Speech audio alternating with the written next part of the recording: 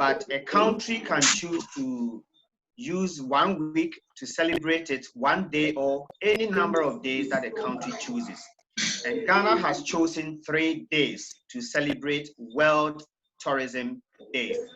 22nd, which is today, we are having our symposium. We all know COVID has restricted us in a number of ways.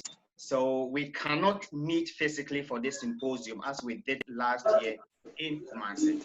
But we have decided that we will not allow COVID to also keep us in.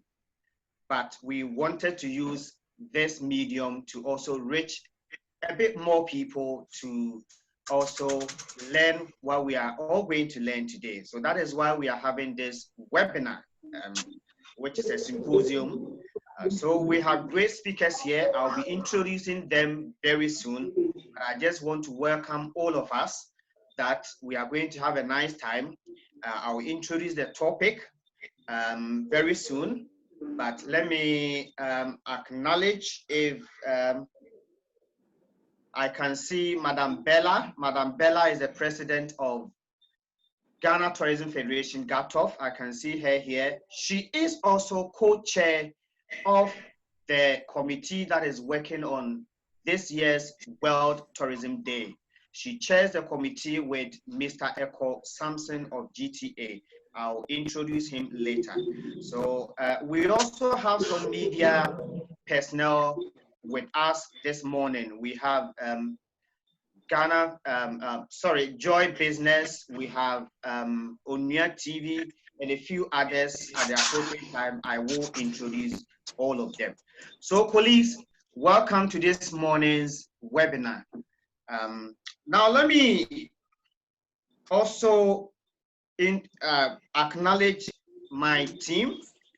I'll have Dr. Tamaklo of Ministry of Tourism, Arts and Culture supporting us with questions that people raise. We also have Eric Mante Bediakon from MOTAC, Ministry of Tourism, Arts and Culture, and Abadazi. And then I have my technical support from GTA, led by Collins Akwe. He is our technical support from GTA. So they will be helping us. This symposium will be recorded for further interrogation. And we also have a reporter who will also be taking notes and putting all the documents together so that we can forward it to the appropriate quarters for a decision to be taken, so that we can use it for something meaningful. We don't want it to be just a symposium. So colleagues, welcome once again. And today we are looking at something interesting: rural tourism development. And I would not want to go into it too much. If Mr. Eko Sampson is here, he will be giving us the purpose for this meeting. Mr. Eko Sampson is the co-chair of the 2020 World Tourism Day Committee, and he is the Deputy CEO in charge of operation at Ghana Tourism Authority. Mr. Eko Sampson, if you are here and you can hear me.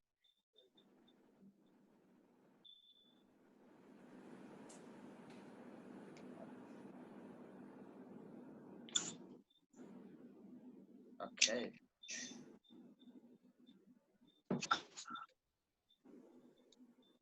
Collins.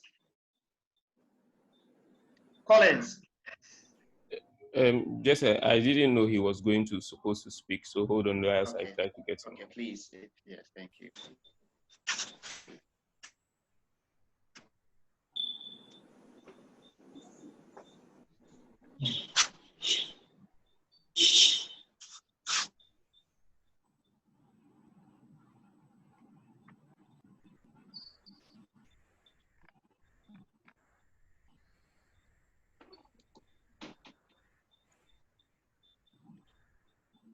So whilst we wait for Mr. Eko Sampson to join us, let me take this opportunity to also acknowledge Ambassador Abigail from African Tourism Board. She chairs the Committee for Tourism Innovation and Trade and seamless travel. So, Madam Abigail, welcome from Nigeria, African Tourism Board.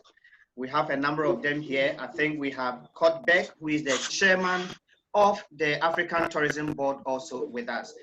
In due time, we'll be introducing all of them. So thank you for joining us.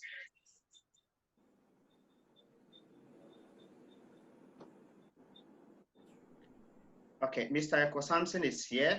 I think he's trying to.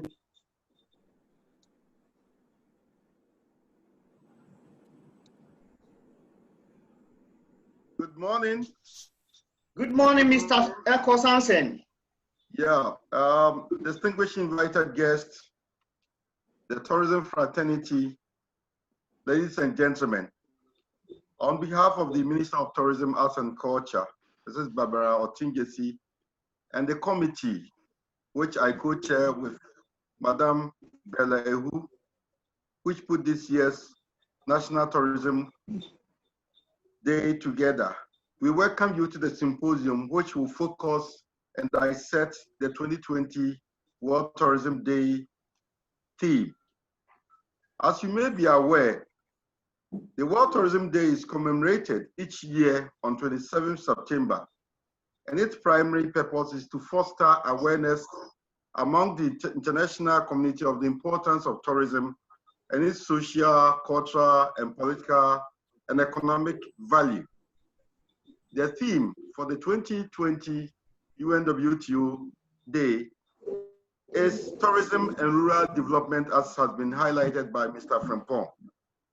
Tourism has been a vehicle for integration, empowerment, and generating income for the rural communities, indigenous peoples, and many other historically marginalized populations. In Ghana, majority of our tourist attraction sites are located in the rural areas. And you can name them: Mole National Park, Inzulezo Still Village, Ponre Enya in Tonso Craft Villages, Shafi Atame, and Cultural Village, Wele Waterfalls, Mountain Afajato, and all the beautiful scenery in the Volta region, not to talk about our beautiful crocodile pond at Paga, Kintampo Waterfalls, and the rest. They are all located in the rural areas. Tourism and rural development, therefore, has the propensity to promote domestic tourism and invariably stem down the rural-urban drift and create a decent employment, generate revenue, and redistribute income and create a decent livelihood in the rural areas. The 2020 World Tourism Day will start today with this symposium, which we have various speakers, decent speakers who are knowledgeable in the tourism industry. Dr. Edem Kwesi of Amenumey, which is a senior lecturer at the Department of Hospitality and Tourism Development Management. He will be speaking on the theme, Rural Tourism in Ghana, Prospects and Challenges. We also have Mr. Kwesi Eyison, who is the CEO of Pacific Tours, and again, he's the Vice President of GHATOF and outgoing TOUGHA President. He will focus on inclusive tourism for rural development. We also have Madam Bridget Akatsise, who is also the manager of Sirigu Women's Organization for Pottery and Management Studies. She will be speaking on the topic, the role of the creative arts in the rural development. Ladies and gentlemen, this year's Tourism Day will begin from 26 September with herb work at Bogoso. It will also be followed with tree planting exercise and again musical concert on the same day, 26 September at Bogoso.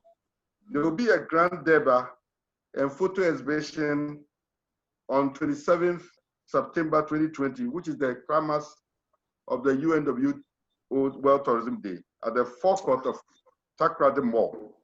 We therefore entreat all the general public, the residents of the host region, industry, players, especially those in the creative and tourism fraternity to join us so that we can support the Ministry of Tourism, Arts and Culture and all its implementing agencies to successfully organize this year UN World Tourism Day. On that note, I want to thank you for your audience and your contribution to make this symposium a success. Thank you very much. Thank you to Mr. Chair. We are grateful for your leadership and for the things you've shared with us this morning. So the next thing that we will do is we will have a statement from the Chief Director, Mr. Yao, who will be speaking on behalf of Ministry of Tourism, Art and Culture. The Minister and the Deputy are in a meeting right now. So the Chief Director will give us a statement from the Ministry of Tourism, Art and Culture. Right after that, then we will zoom into the business of the day. So Mr. John Yao Abeko, if you are here, you can please start.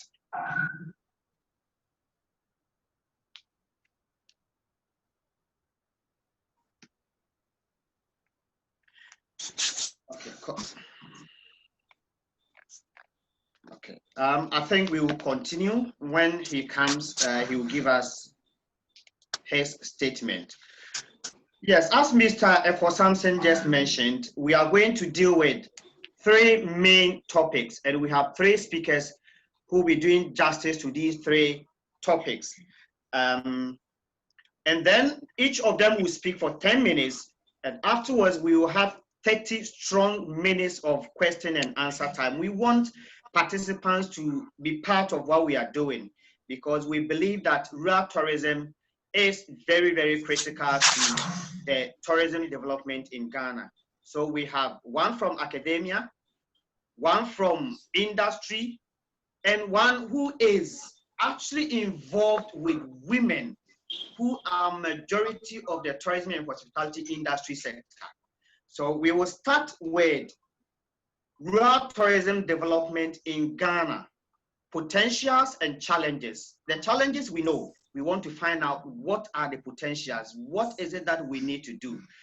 And to do this, we have Dr.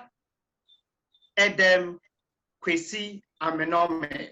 Doctor is a senior lecturer at UCC, University of Cape Coast, Department of Hospitality and Tourism Management. Doctor has over 20 years experience in teaching and lecturing. Doctor had his PhD from University of Surrey in the UK and has been involved with a number of projects in Ghana, and most of them have been in the tourism and hospitality industry. He's written several scholarly books and articles to help all of us to develop ourselves. So this morning we have Dr. Edem Amenumey with us, who will be doing justice to the topic, rural tourism development, potentials and challenges. Doc, we are here to learn from you. Okay, thanks very much, and good morning to fellow participants and webinars. Starting on the protocols published previously, and given the fact that I'm supposed to speak for 10 minutes on a topic which is quite loaded, I'll just go straight into it and give what I have for you. I would like to start with what the WTO, we are doing this under the auspices of the WTO. So I'd like to start with what the WTO itself defines as rural tourism. Now, according to the WTO, the rural tourism product is anything that allows visitors or tourists to have personal contacts, a taste of the physical and human environment of the countryside, and as far as possible, allow the visitors or tourists to participate in the activities, traditions, and lifestyle of local. Now, there are certain key elements over here which will give us direction as to the potential of what it is that we think we have in Ghana. Talking about the taste of the physical environment in the countryside. And we know that Ghana is major is mainly a rural country. Most of the country is rural in nature, and therefore a lot of countryside. Allowing the visitors to participate in the activities and traditions and lifestyle of the local people. And again, if you look at Ghana, we are told that we have over 52 different dialects in Ghana, and therefore different cultures, traditions, ethnic groups, and each of these can constitute a potential rural tourism product if well thought out, imaginatively, and developed. If you look at the geography of Ghana also, we have 3 major geographical regions, and each of these have got different characteristics from the others. And again, the issue of diversity and therefore different potential fiscal products that can be taken out of the different regions. So when you combine these different geographical regions with the fact that we have at least 52 different dialects and or ethnic groups, if you do the permutation, then the potential becomes massive. So there is a lot of potential. But then before we get there, what is it that people want to travel and go and participate in rural tourism for? Or what would be the motivation? People will want to go to the rural areas or the countryside that we've talked about earlier because they want to escape the routine. Their usual stressed life in the major cities. You know how people tend to run away from Accra during the weekends. Any opportunity to get out of Accra and de-stress. People want to get out of what we call the concrete jungle, or in these days, steel and glass jungle, and go and see some green, pollution-free, peaceful environments. It gives an opportunity for relaxation and pleasure. It gives an opportunity for bonding with friends, family, relations. It is also an opportunity for adventure. Our initial speaker talked about some of the already existing rural tourism projects. We have mountain climbing, we have tent, we have trekking, we have sports, and all these do well in the rural environment where you have large expanse of space. We have beautiful, scenic, diverse geographical landforms that support such activities. Generally also, you will find out that the rural areas tend to be very safe, friendly environments, and the local communities, residents in rural areas tend to be much more friendly than those in the urban centers who tend to be much more stressed. And all these together then make for a good resource base on which we can build rural tourism. And like I indicated, if you look at these factors, it cuts across the length and breadth of the country. And therefore, anywhere that you go in the country, you are bound to find some form of rural tourism projects. We have been given some already. Tafi Atome, the Bli Waterfalls, Afajato Mountain, Afajato, not mountain, Bemi, Chachadu, Lipe. If you go up north, you have Mognori, you have Tongo Rocks, in Tenizuk Shrine, with Chow Hippos.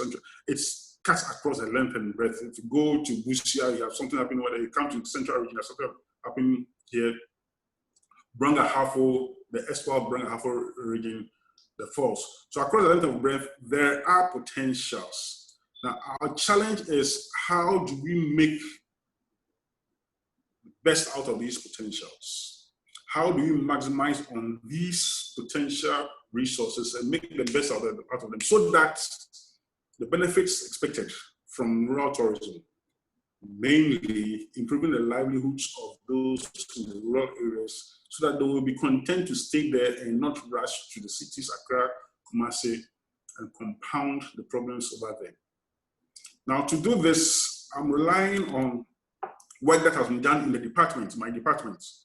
In the last 4 years, we have 3 PhD students who have completed doing work on various aspects of rural tourism, sustainability, governance, livelihood issues, We have 2 currently who are about finishing. So there is some level of experience and expertise within the department and in the country, because some of the graduates have left the department, are working elsewhere in the country. The department has also done an end of period evaluation for one of the rural tourism projects in the central region. So it is based on these experiences that I'm presenting this to you. The challenges that we found from these various research projects, basically running through all of them, the issue of governance, leadership, management, accountability, record keeping. It's become very important, and this has curtailed the sustainability of quite a number of the projects. I started working in the university somewhere in 2000, and at that point in time, I was sending my students to Mesumagro. Those who have been in the business for long will remember Mesumagro on the Eyison side of the Kakum National Park. Rural tourism, community tourism, where we had the canopy platforms for people to go into the forest and look at monkeys overnight. Sorry, elephants overnight. This died barely 5 years after the initial investment, because people who were lucky enough to be part of the initial core community looking after this resource for the whole community, when the sponsors left, decided to take over ownership of the resources which were supposed to be for the community. And therefore, cooking pots, pans became private property, yet there were things bought for the community.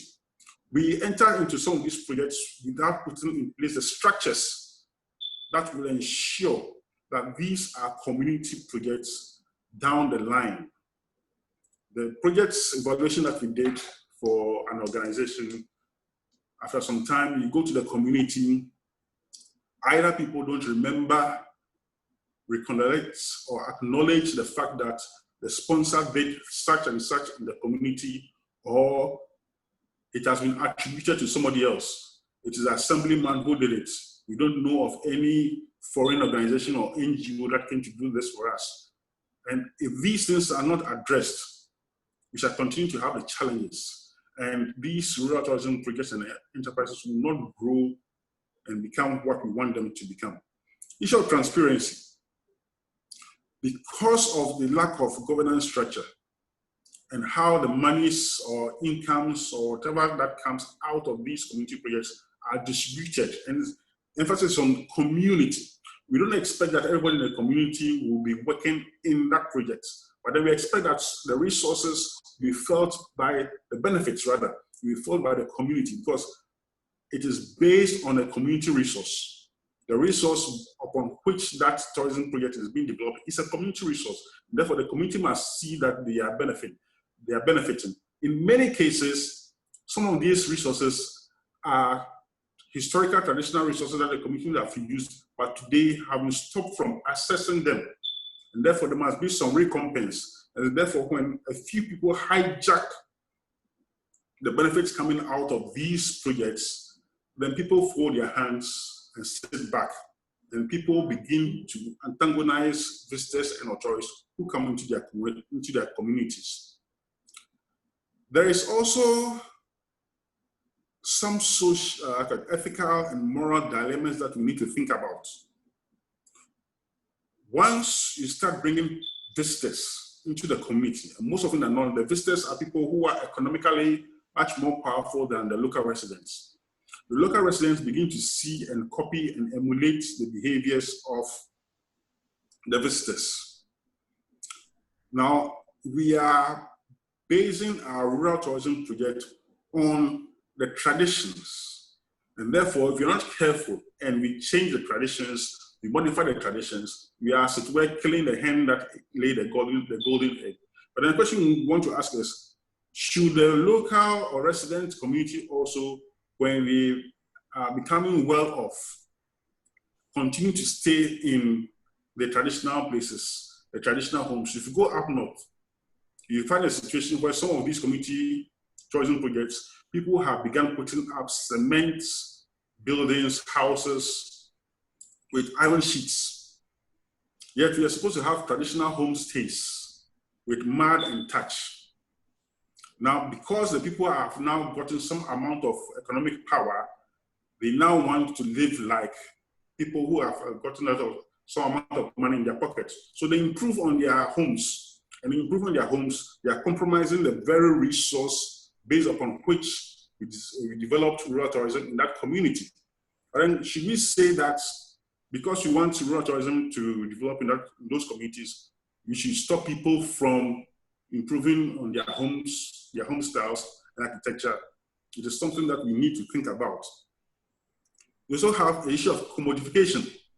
Things that people used to do for each other for free now become commodified, commercial. You have a situation where if you go up north, things that were given for free. Mognoring area used to have a woman who would do calabashes for free so that share butter will be put in and given out to visitors as gifts and mementos or souvenirs. Realizing that there's a market because of rural tourism and people coming to the community, we now have others who have joined her doing this supposedly free calabash and selling. So now there's a value placed on it. Now, do we say that that is against what we used to do and therefore selling these things will not be right? Or should we allow her to and others to commodify things that used to be done for free? We also have the issue of climate change, and they are complaining. We're talking about rural tourism, and a lot of the rural tourism is agricultural tourism. And because of climate change, change in rainfall patterns, farmers are suffering, and as a result of their suffering, it's influencing the kind and amount of rural tourism that can take place in their communities. Then the last one I'll add, but not by any means exhaustive, is the general level of education of the local residents to appreciate what we mean by community tourism and what is involved and the role they need to play, even though they may not be directly involved in the community tourism. But when tourists work within the community, they interact with everybody. And therefore, there must be some level of appreciation of the general population in the community as to how to interact with the visitors and or tourists, and also the skill level of those directly involved in the business. Management skills, entrepreneurial skills, creative skills to see business opportunities, how to interact with visitors and or customers.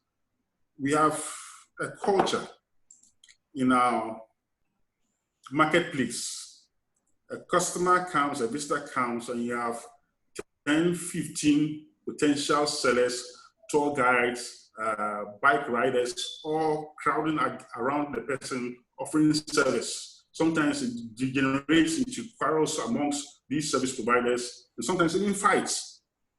And we need to talk and be able to educate our service providers that this does not speak well. It puts the potential visitor off. He or she's not sure of what is happening, and there may be some element of risk involved. Now, how do we solve some of these problems? Finally, training. GTA has a big role to play. Training in these communities so that we can institutionalize these projects. And as we institutionalize them, we shall put in place governance and management structures to ensure their longevity or sustainability, so that everybody in the community knows what role to play, knows what is expected of those who are the helm of affairs, so that 5 years, 10 years down the line, they don't regularize ownership of community resources and say it is theirs, they bought it for themselves, so on and so forth. They must also be able, empowered to take control of the affairs in the community. If you go to some parts of the Volta region, you have a situation, I guess it is elsewhere also, situation where those at the helm of affairs in these rural tourism projects are non-residents because they have gone to school and therefore they have the knowledge, and therefore they are managers of these rural tourism enterprises and businesses. And they are not resident there, they don't feel the felt needs of the community. So there's some sort of clash, antagonism between the local residents and the non-local residents who are managing these resources on the part of everybody. And therefore we need to give the locals the skills to manage these things and ensure that the resources that come out of these things go into the local community, used for local development and not for personal development.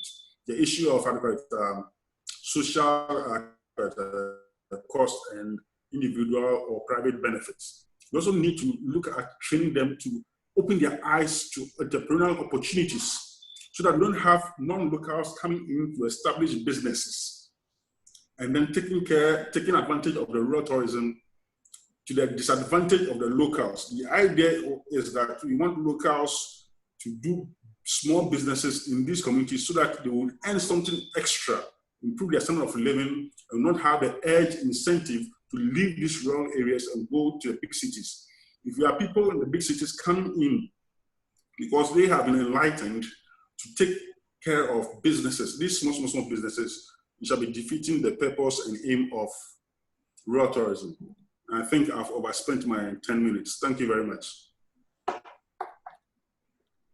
Thank you too, Doc. We are so grateful. We are so grateful to you.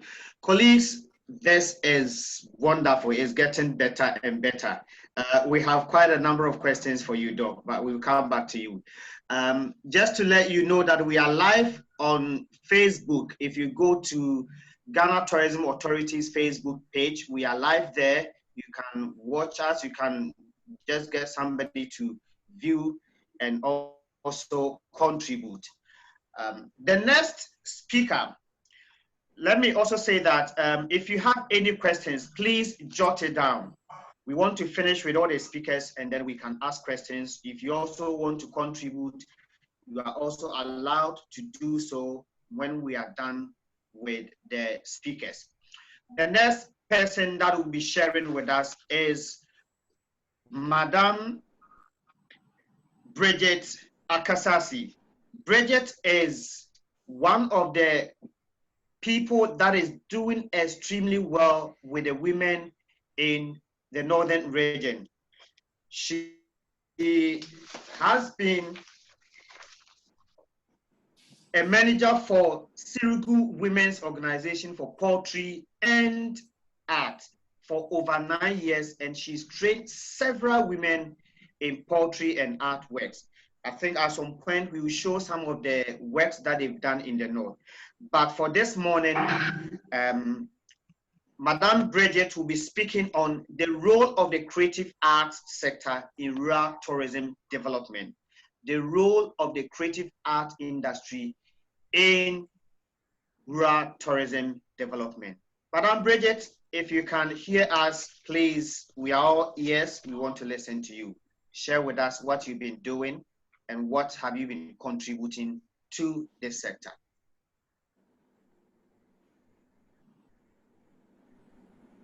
Please unmute yourself.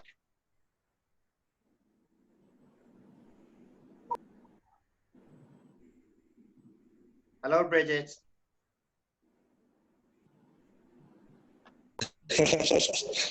Hello. Hi, Bridget. Yes, can you hear me? Yes, we can hear you. Okay, so can I continue? Can you? Yes, Hello? please, go ahead. Yes, please go ahead. Okay, all right. So thank you very much for the opportunity given me to share experience in this field. First of all, I would like to talk about what creative art itself is. It is something that it is an interpretation of the culture of the people. And this can be expressed in music. It can also be expressed in creative movements and drama. So creative art, as we all know it, and the role it plays in the rural community, has to do with economic activities. It has to do with social. It has to do with health. And talking about the social aspect, the activities that creative art industry involves itself in mostly has to do with the art of basket weaving, the art of kente weaving or smoke weaving, pottery making, wall decoration, and others. And all these things, they have economic value, yet they play a social role in all that we do, because the people come together as a group to do these activities. So, hello. Hello. Hello, Bridget, please go ahead. We can hear you. Please go ahead. Can you hear me?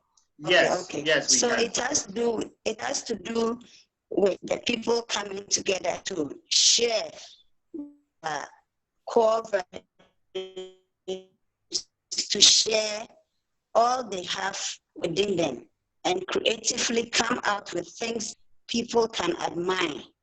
And this brings a lot of tourists to the various sites to experience and to feel these activities done by the people in the rural area. It also brings income to these individuals who create these artworks. By that, it brings income to individuals and also to the city and Ghana at large. This brings a lot of people from all walks of life, all over the country, the rural areas. As Doc's presentation, we've realized that most of the tourism sites are located in the rural areas. And the role it plays is it draws people from all walks of life to these communities, but it gives money to tourism staff. It also helps the health aspects, because people who do this creative art, sometimes when they are distressed, or even people around who are distressed and coming to see whatever those people are doing, they are always amazed. And it gives some relief of stress to those people. These are some of the things that draw people from all walks of life to the rural areas to experience these things. When somebody is so exalted in the city or whatever, they try to move away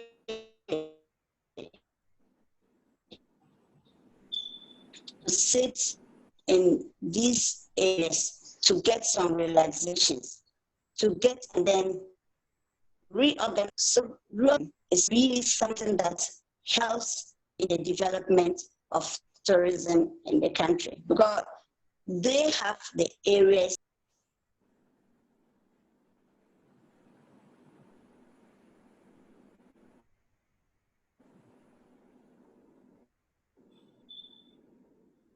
tourism activity. So it is rural tourism that develops enhanced tourism.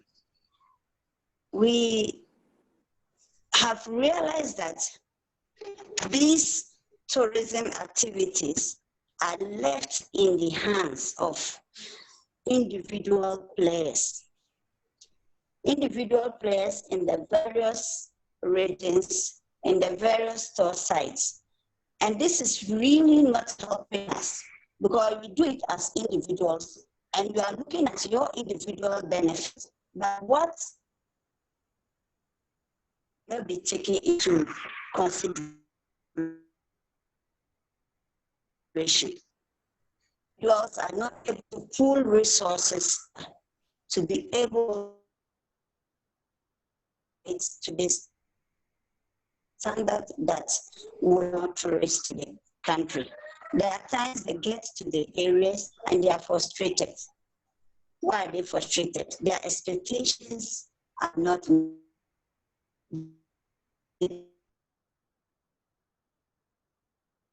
placed in this industry. Every visitor coming into the country and going to and experience all what the person intends in investing in this trip would like to get. But it is because the individuals are not able to resource the centers. I take SWOPA, for example. People come there because of wall decoration, because of pottery and other art activities. But there are times they arrive there, as Doc stated in his presentation, they arrive there, the structures are changed because the tour site is not able to do it for the community. And each individual in the community does what he or she does, what can keep long on their walls for. So the wall decoration brings people to Sirigu. They will arrive, there's a few homes having the walls decorated. And you have a few people doing the pottery and others. But the expectation that, oh, it's a village of wall decoration, they will come and see everywhere decorated is so nobody is able to do that for the community. If it was that the authorities are able to do something to have at least a portion of that community decorated, to have this facility working very well, it will bring many people into the community. Not only to that, but hotels and other places that are around will enjoy and also benefit from it. Because if people arrive, they cannot just stay in the community forever. They will have to move from one place to the other. By that, they give the hotels to income. Even as they come in, so many people coming into contact with them, they do something with them. So these are what we are experiencing in the industry. We know structures have been put in place to support these activities, this rural development. But most of the times, they are not enforced, even if they are not neglected.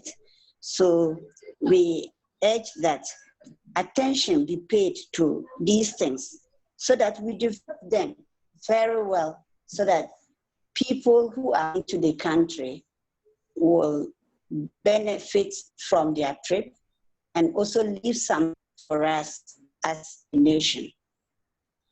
We realize that resources and management of those resources are really problems that are that faced with. So we have to see how to allocate resources for rural tourism development, and also get the right people to managing these resources. It's one thing availing the resources and another thing managing it. If one is even given much resources and the person to manage it is not in a position to manage, the resources availability is not useful. So what I would urge is that much as rural tourism contributes in economic and social and other political and other forms into developing our tourism sector, we need to also see how we restructure rural tourism. It's not that inventors and the communities will be taken away from participating or being part of the rural tourism management and its resources, the resources that will be gotten from proceeds that will be gotten from it. But people who are well trained should be put in charge of these activities so that the committee can also support with other personnel that can give the story, the various tour sites of the various creative arts that we have. Pick an art piece, the inventor of that art piece has a story behind it. So if we involve them, who tells the story to interest people to come? But then I am able to make an art piece but I'm not able to sell that art piece. Nobody will even know that I am at my corner doing that art piece. How do I get people informed about it? All these things, the marketing of it, that's awareness creation of the availability of these rural tour sites in the country has to be in the hands of people who develop them well, package it in a way that they are sell to the general public so that people are aware of the existence, people are aware of where to get those places, directions to the place. There are times people will be coming to Sirigu and they will get lost. One time one was coming and the person, we have two places called Sirigu, Upper East Region. They found themselves in the place that was not destined to go. So they became tired, and arriving at the place, they were not able to enjoy what they wanted, though they found the place. So there's the need to really think of how to rebrand our rural tourism sites, how to market it, how to bring people to enjoy what we have in our places, and also to be able to get the youth in these areas gainfully employed through skills training in the various arts that are found in the locations that we have these rural tourism sites found. We can even add other activities and exchange activities that will help sell. Kete is not woven in Upper East Region. Smokes are woven. If we are able to exchange goods, it will be something that we will not do much effort, but we will market each other. If one tour site is able to have information about the other tour site, they're able to exchange information to market the other ones. Sometimes it is not about the money, but also how we will be able to share ideas, we'll be able to learn from one another and willing to partner and not to always be in a competition. We need to market one another so that we will be able to use this rural tourism to develop the country. By this, I will end by saying that if we resource and manage our rural tourism, surely we will bridge the developmental gap between the rural and urban areas. And everybody will be happy in whatever we do, and the country will grow. Thank you for listening.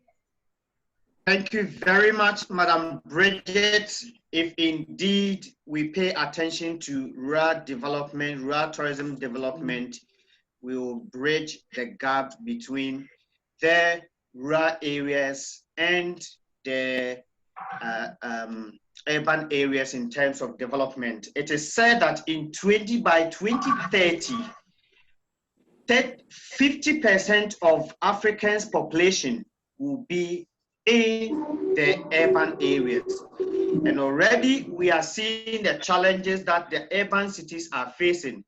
If we are going to have 50% of rural community being in the urban cities, then it is going to be a huge challenge. That is why we need to pay attention to rural tourism development. Now, we have a number of questions here. People want to ask questions, but let's quickly finish the last one, and then we can go back to questions and answers. I personally have a lot of questions, but I'll allow participants to do the questions, and then I'll ask on their behalf. So the next topic we are dealing with is inclusive tourism and rural development. Inclusive tourism and rural development. And I don't know what this is all about, but we have a competent person who will be taking us through this topic. And he is Mr. Kwesi Eyison. Kwesi Eyison is an entrepreneur, and he is the outgone. In fact, he just handed over some few days ago. So he's the outgone president of Tour Operators Union of Ghana, and he is the vice president of Ghana Tourism Federation, GHATOF. He is also the CEO of Pacific Tours, and Pacific Tours has a number of businesses under it. If I'm supposed to go into it, we won't finish. But he holds a master's degree in business administration, marketing option, and I suspect he's currently doing some second degree as well. I don't know what that is all about, but Mr. Eyison is an entrepreneur and somebody who is a deep thinker, and he will be helping us to go through the topic inclusive tourism for rural. If you can hear me, please do us the justice of taking us through this beautiful topic. Hello, and good morning to everyone listening to me. I hope you can hear me. Yes, we can hear you. Good morning. Good, great. Okay, so the time allotted for us is just 10 minutes, so I probably will have to run a bit faster so we can save some time. So thank you once again, Emmanuel, for the kind intro. And let me also stand on existing protocols and then welcome all of you to this webinar symposium. So I'll just move straight on to the topic and the presentation. Tourism and hospitality, according to research from diverse disciplines, has been identified as a value-added contributor for socioeconomic growth. And also the increased tourism activities have been catalysts for job creation, emergence of new markets and opportunities, infrastructure improvement and development, regional cooperation and... Hello, Mr. Eyison. Yes, can you hear me? Hello, Mr. Eyison. Hello, can you hear me? Yes, you were breaking up. So if you can quickly go back to just a minute, just go back to just a minute and then take us from there. We lost you for just about a minute. Okay, I probably will have to restart. Can you hear me now? Hello? Hello? Hello? Hi, the network is poor, but can you hear me? I can hear you loud and clear. Can you yes, hear hello, Mr. Eyison. Yes, I can hear you. Can you hear me? Okay, okay, we can also hear you now. So please go ahead. Good. Colleagues, sorry about this. I think this is out of our control. So I'll probably have to restart. Yes. So I started by saying tourism and hospitality, according to research from diverse disciplines, has been identified as a value-added contributor for socioeconomic growth, and that the increased tourism activities have been catalysts for one, job creation, the emergence of new markets and opportunities, infrastructure development and improvement, regional cooperation and integration, harmonization of systems, and technology and connectivity enhancements. Unfortunately, our connectivity is failing us this morning. But also, most importantly, inclusive tourism development has become what I say paramount and under close policy scrutiny in view of the fact that inclusive policy itself is one of the cardinal principles of United Nations Sustainable Development Goals.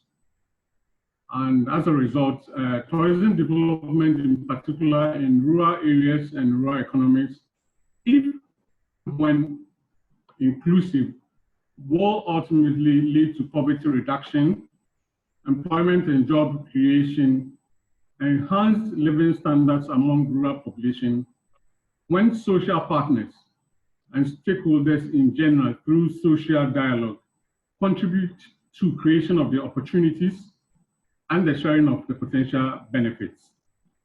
So the rallying call for inclusive policies in tourism development is born out of the fact that certain groups or communities, more often than not, are left out of development on the basis of the following: their geographical location, just as we are discussing, being in a rural community or outside regular cities, age, gender issues, ethnicity, disability, informal employment status, etc.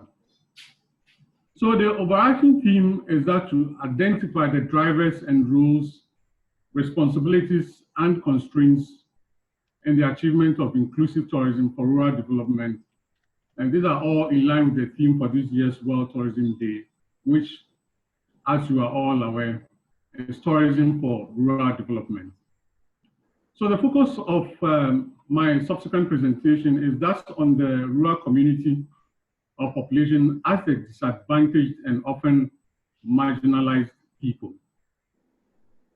So the rural population in the world over constitute, as I just mentioned, the most disadvantaged and underrepresented and often discriminated against in socio-economic development and dialogue. They are also characterized by high unemployment, low levels of education, poor rural economy, poverty, etc. So in order not to leave anyone behind in socio-economic development, tourism, and I believe all of you will attest to this, provides perhaps the biggest opportunity to address these social issues and inequality. So hence the quest for inclusive policies in our tourism development. But to put this in context and perspective, especially within the Ghanaian situation, let's have a brief overview of the rural demographics in Ghana. According to the Ghana Statistical Service Population Census 2010, and by the way, Ghana Statistical Service embarks on population census every 10 years. I think this year it was due for the next one, but I think it's been shifted to somewhere next year in view of what we are all aware of. So by the statistics, we have 49.1% of the population living in the rural areas. And we have just about 50.9% living in the urban areas. This is way back as of 2010. And if we take the population growth rate of about 2.5% in Ghana, you can extrapolate and then see what the picture is like now. Also, the proportion of economically active population in rural areas is more than the proportion in urban areas. And this goes for both males and females, except for the Greater Accra and then the Ashanti regions. Additionally, the literacy rates amongst residents in rural areas is about 62.8%, that's against 84.1% in urban areas. And this is for the age group above 11 years. So let me also give you a brief overview of the age structure by way of population. And nationally, because we don't have data, and of course, that's one of our bane anyway, we don't have data speaking specifically to or addressing the rural population in terms of the nitty-gritties of demographics. We use the national data and then we make some estimation and then extrapolation. So nationally, we have 38.3% of the population that are under 15 years, and with males, we have 39.9%, and then the females, 36.8%. This is the age group under 15 years. But if you take the one between 15 to 24 years, we have 20% of the population falling into this age category, 15 to 24 years. And that has males of about 20.1% and females 20%. Then also we have 35% of the population lying between the age range between 25 and 59. And for this, you have the females accounting for 36%, and then the males accounting for 34.1%. And we go further, the above 60 plus years, we have just about 6.7% of our population accounting for this. And this one, we have, once again, the females being about 7.3% of that, and then the male, 6%. Then we also have the private informal sector, which is the largest employer and accounting for about 86.2% of employment, and also the population of employed female in private informal sector accounting for 91%, that's against 81.2% for males. So why am I presenting all these? It's just because we want to draw on these data and other information and data from literature to spell out the roles, responsibilities of all the key actors and then the stakeholders, i.e. the government, the enterprise and the private sector, the rural communities to population, and development partners on the critical imperatives for inclusive tourism for rural development. So to actualize inclusiveness of tourism in rural development, therefore, what are these roles and responsibilities of these social partners? And I'm talking about, once again, the government, the private sector, the rural community itself, and our development partners that we collaborate with. So first of all, I'll take the government rules and responsibilities in inclusive tourism. So we are looking at government fostering active participation of all relevant stakeholders.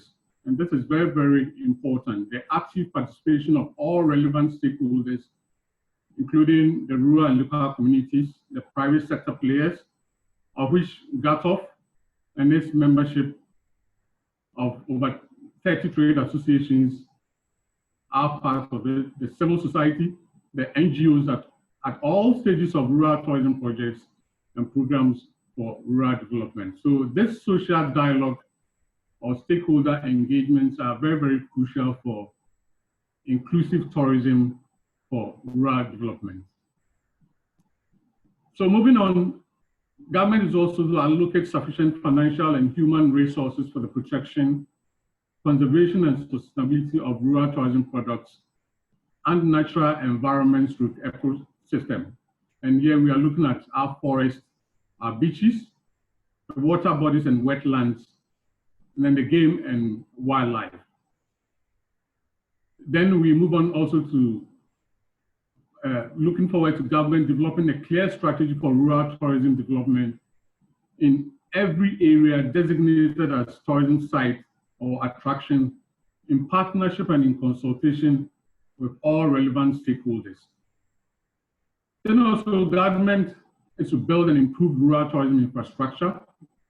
And we know all about this. I think we have said much more than enough. And not too long ago, Ghana Tourism Federation, in collaboration with BUSAC, embarked on a very aggressive advocacy campaign across television and radio programs and stations on the need for motorable and accessible routes to a lot of our tourism or tourist attractions and experiences. So we are looking at government going the extra mile in the provision of good and motorable road access, refurbishment of buildings, the internet access and connectivity of attractions.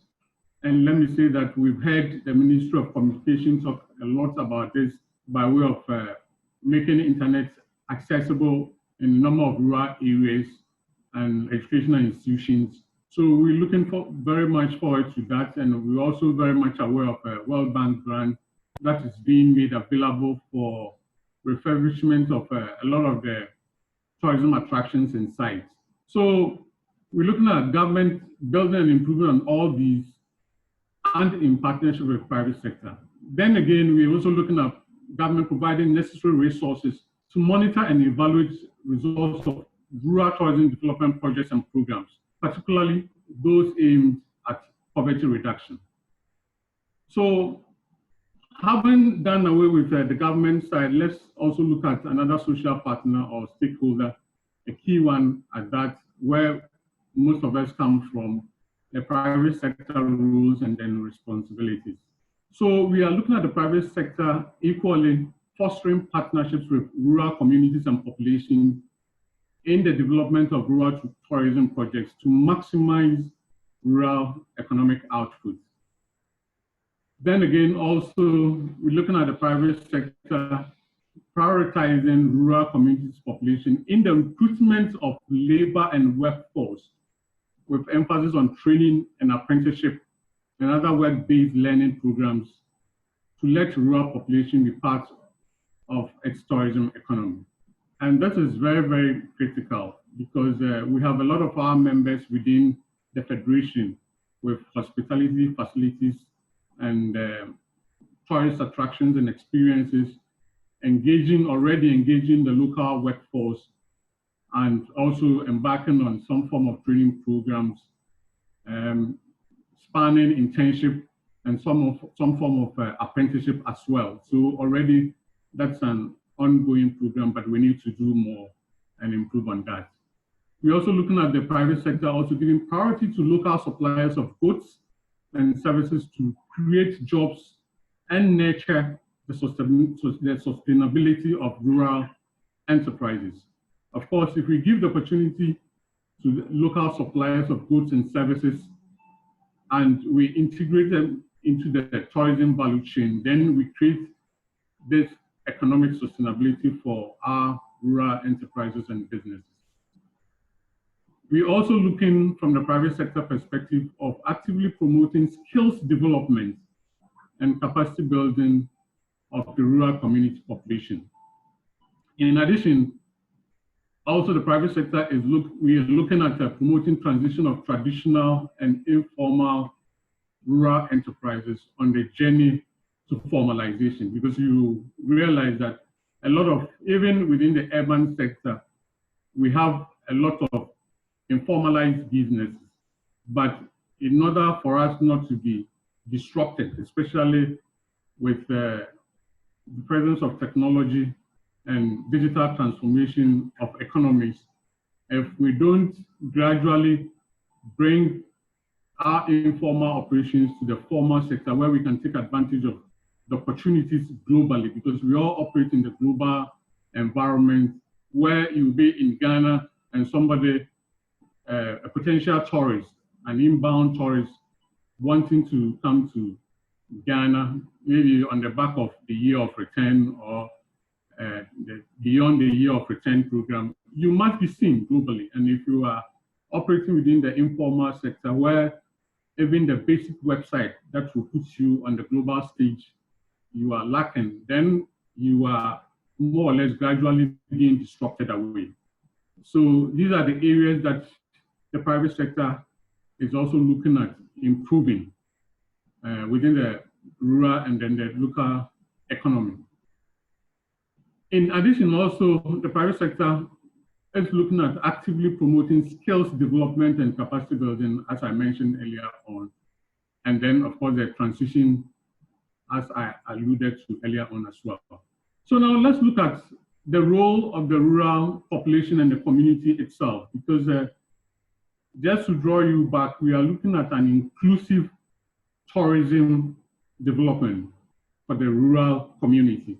So all these partners are very, very essential. So we've talked about the government, the role of the government and the responsibilities as well. We've also talked about the private sector. Now, the key actors, especially those who are on the ground, vis-a-vis the topic at stake, and then the theme for the World Tourism Day itself.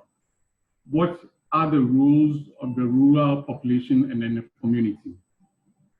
So we are looking at the rural population and the community, ensuring the conservation and sustainability of our natural environment through good and acceptable practices.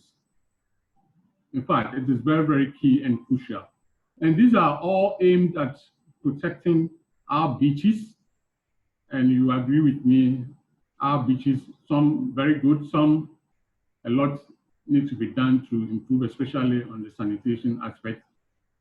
And we're also talking about our forest cover, where unfortunately we are consciously degrading our forest and creating a lot of imbalance in our ecosystem. No wonder we are having problems with climate change. So we need to look at this strongly and carefully. And then the rural community have a lot to play in this aspect. And then the game and wildlife.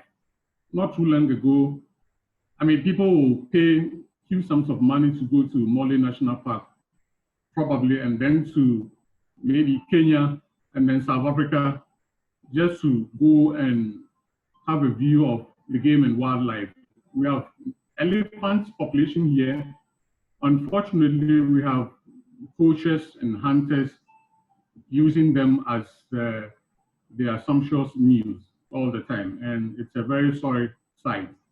So the rural community and the population has a role to play in the conservation and the protection of our game and wildlife. So we can have these stories, especially both domestic and the inbound tourists, come and also have the experience of our game and wildlife that we have here.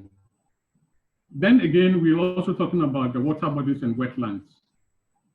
It's sad to say that a lot of our wetlands or water bodies are being polluted. It's as if we are consciously making an effort to destroy the environment that the Almighty God has endowed it with, that we can make economic gains from.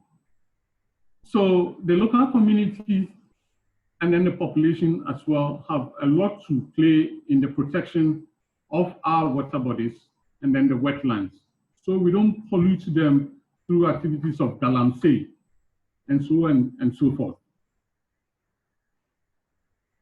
In addition, we are also looking at the local community embracing rural tourism development projects and programs with ownership, because oftentimes when we take tourism projects and programs to the doorstep of the rural population, the accusation has always been that there's lack of community involvement. But where there is community involvement, we would also love to see community ownership in these tourism projects and programs that are embarked upon. We're also looking at the rural community embracing training and skills development in tourism and hospitality industry. They must really take this on board when they are reached out to be engaged in such skills development and training programs. The other thing is we're also looking at the local community embracing behavior change campaigns on environmental sustainability. And I've talked enough about this. We need to really sustain our environment. That is what is going to keep us or sustain us for our current needs and even for the future needs of generations yet to be born. We're also looking at the local communities maintaining authentic and immersive cultural values and living traditions through education of the rural community. And our earlier speaker, Doc, talked a lot about it, the challenge of maintaining the traditions and the values as against modernity. So this is where we really have to look at carefully. But I think for the purposes of authenticity, and then how people will have to be, immersed in our unique cultural values and identity, some reasonable level of preservation of our culture and tradition is very, very much needed. So then we go to the other stakeholders, and we're talking about the development partners in tourism, the non-governmental organizations, which the clarion call is for them to work with rural communities by helping them achieve rural tourism development goals through technical and financial support. We're also looking at development partners having the recognition that rural tourism development is a tool for bridging inequality and poverty reduction. Then again, I am glad we have Doc as a panel member. We also craving on the academic institutions to also extend, I know they are doing it already. He mentioned the fact that 3 or so PhD students doing some works or haven't completed some works in the rural community. It is exciting to hear that, but we want to do more. And if they do, they must share it with industry, because oftentimes there's that kind of gap in terms of research works done in academia and then sharing it with industry so that together we can bring about that transformation that we need within the tourism industry. So we call on them to extend their research and education activities to cover the rural tourism development even more. Then another very crucial partner, the media. We also craving on them for them to create their awareness and promote aggressively rural tourism potential and development. So in conclusion, let me say that the Ghana Tourism Federation, as a private sector advocate of tourism and tourism-related policies, projects and programs in Ghana, stand in readiness as always in the drive towards inclusive tourism for rural development in Ghana, in line with the 2020 theme for the World Tourism Day commemoration, tourism and rural development. And on that note, let me say thank you to everyone. Thank you to Mr. Kwesi Eyison. We are grateful to all of you. We have a couple of questions. Please, yes, I can see people raising their hands already. So let me quickly go to, I have, well, I'm going to be biased here. I have a lot of hands here, but let me first give it to my president, who is also co-chair of the committee handling the World Tourism Day 2020. Madam Bella Ahu, if you can hear me, please, your hand is up, your question.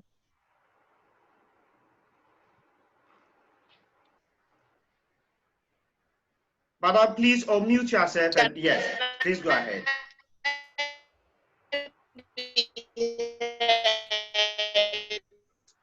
Oh. Can you yes, go we can to hear attributions? You now. Yes, we can I would, hear you. Okay. I will first of all congratulate everybody. Thank you.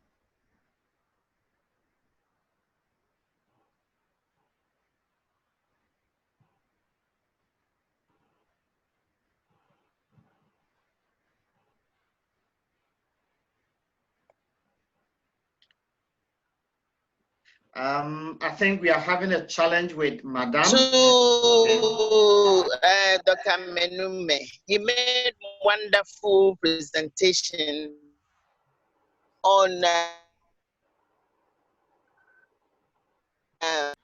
way back at souvenirs on ground.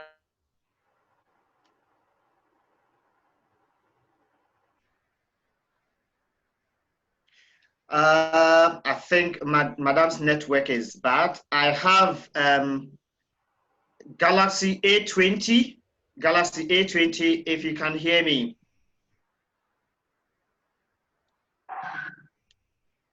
Galaxy A20. That Hello? Is the name I have here. Hello, please go ahead. Hello? Hello, yes. You can hear me? Yes, please, we can hear you. Go ahead, introduce yourself and go ahead. Okay, I'm Dr. Conrad. Okay. I'm Dr. Conrad. Oh, Doc. Yes. Good to have you.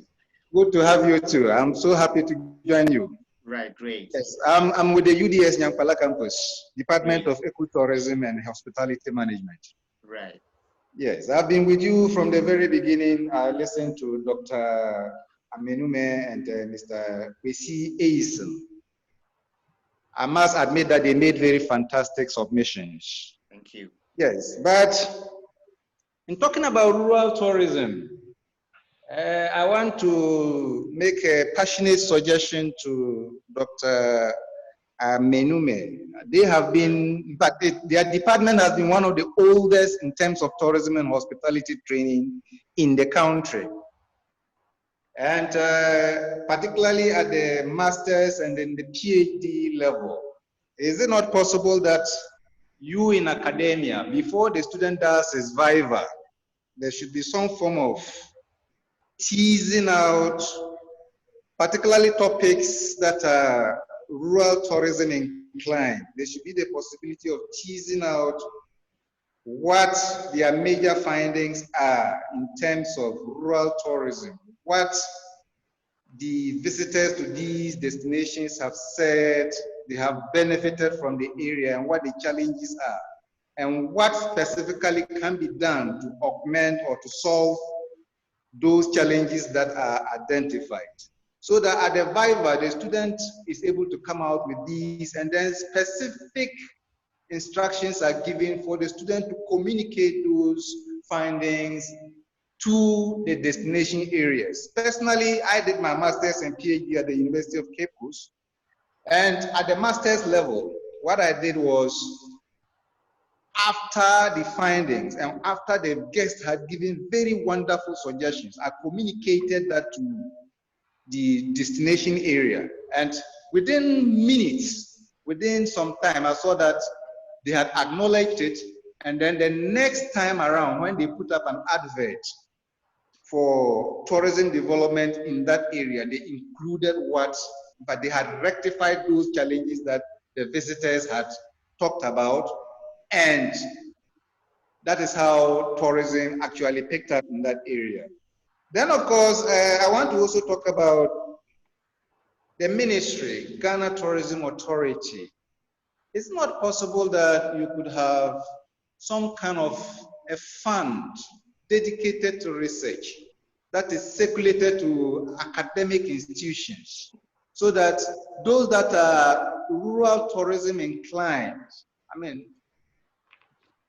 this is a fee that the students can present proposals and they access that fund. And after their work, they can communicate the findings to the ministry so that they can use those suggestions to implement the suggestions that or the recommendations that the students have come out with. I think that this can also be a source of boosting rural tourism in our country. These are my submissions. Thank you. Thank you very much, Doc. Panelists, if you want to react to anything, please just raise your hand. And but so far, I think it has been contributions. I also have Mr. Franklin Da Costa. You've raised your hand, Franklin. If you are there, please unmute yourself and you can speak. Good morning. Hello, Da Costa.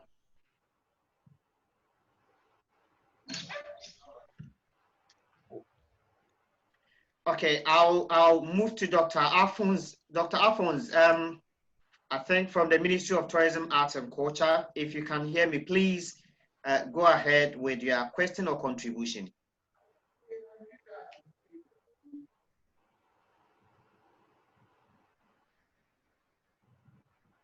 Hello, Doc.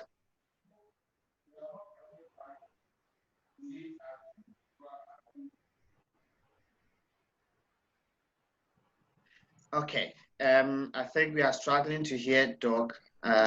Doc, please unmute yourself. Yes. Dr. Kumaza. Okay, I think I have here Hon. I don't know what exactly, if it is a name, H-O-N, Hon. If you can hear me, please, you can ask your question or make your contribution. Hello. Hi. Yeah, Mr. Frimpong, how are you doing? I'm fine, thank you. Yourself? On is honorable. I was once an assembly member, so that is why. Oh, okay, honorable. Okay, good to have you. I'm so happy we are getting feedback from some of you. Yeah. So greetings to Madam Bridget, doctor, and my own Mr. Kwesi. Mr. Kwesi, this is your friend at a Community Conservation Trust. You visited us with your son last 2 years. Affiliate to Eyison. Oh, honorable. Yes. Honorable. Okay, so that's for your contribution. I'm glad to be here. So we are talking about tourism and rural development. And from the little I learned at the assembly, it seems at the local governance level, we are not doing much. But tourism is a bedrock of the country.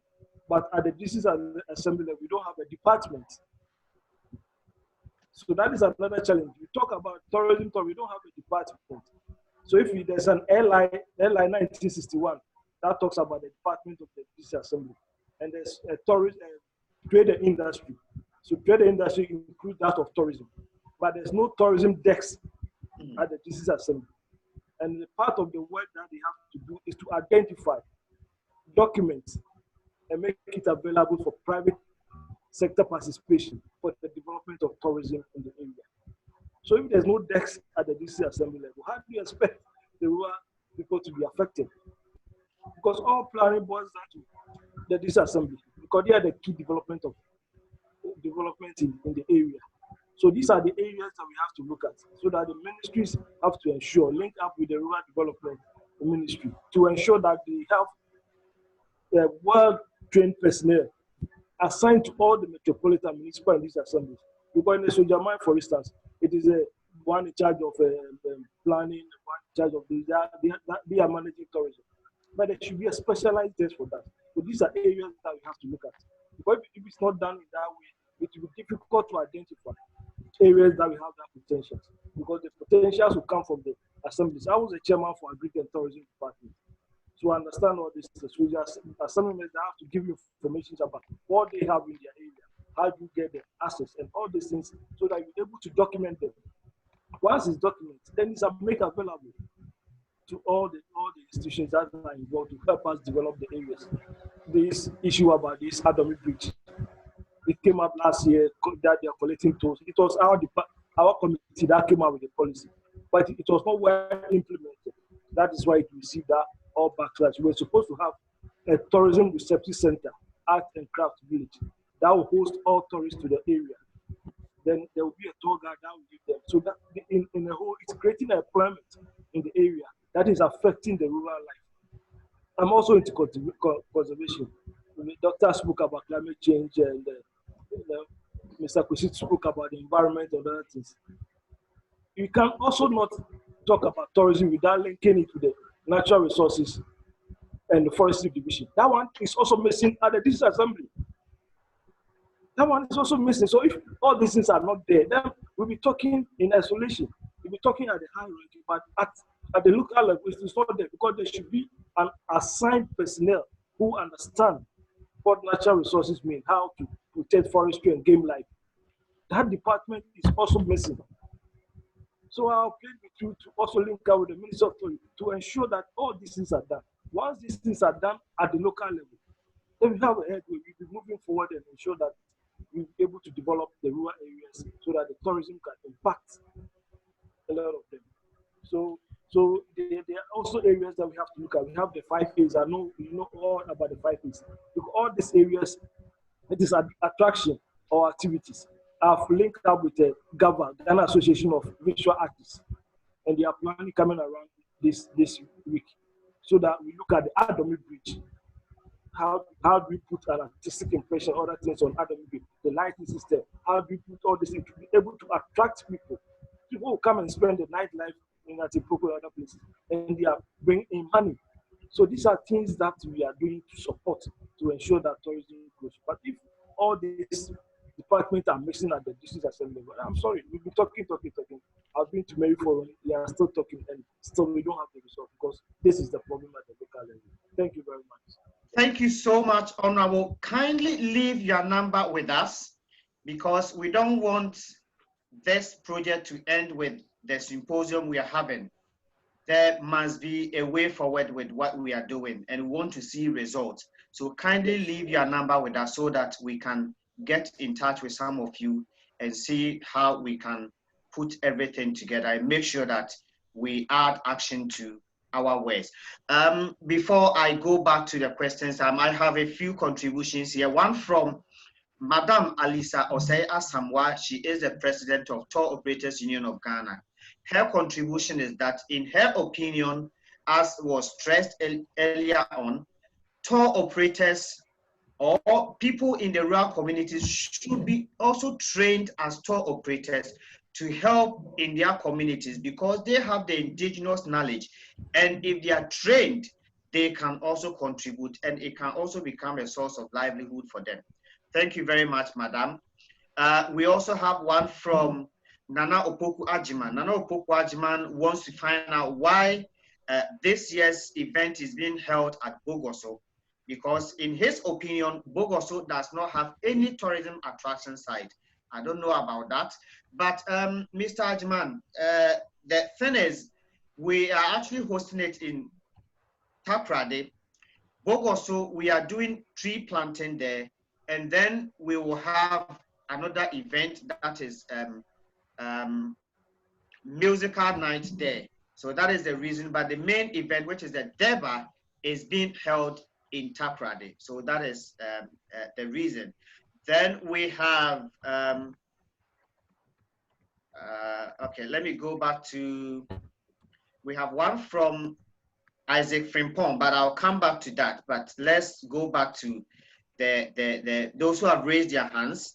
I have Dennis Amwaten. Dennis Amwaten, if you can hear me, please go ahead with your question. Yes, thank you very much, Mr. Frimpong. You're welcome, sir. I am an international student in Europe, and then mostly when I meet new students from Asia, from America, from other places, they ask me where I come from. And then I always tell them to guess where they think I come from. When I ask that question, the main idea behind it is I want to find their knowledge about Africa. Okay. And then the first answer will be Kenya. Second will be South Africa, Tanzania, Uganda. Then they'll go to the North African countries, Morocco and Tunisia. And then you can see clearly that they have knowledge of these countries because of the tourism in those countries. I mean, I've been to many libraries and all that. When you enter a library in Germany or a library in Italy, when you go to the geographic sector, to find books on Africa, you find South Africa, a book on Mandela. You find Tanzania, a book on Julius Nyerere. You find Kenya, tourism and culture. But then I have never seen a book about Ghana. I visit to many of the embassies. I've been to the Ghanaian consulate in New York, in Washington, D.C., in Rome. And then you would never find a brochure that is talking about the tourism in Ghana. In my view, we have the Mole National Park, even in the northern part of Ghana, we have the Mole National Park, the Rechau Hippo Sanctuary in the Upper West. We have the Paga Crocodile Pond in the Upper East. If all these tourist sites are being combined and marketed, we can also put ourselves or Ghana on a map just as Tanzania and Kenya are doing.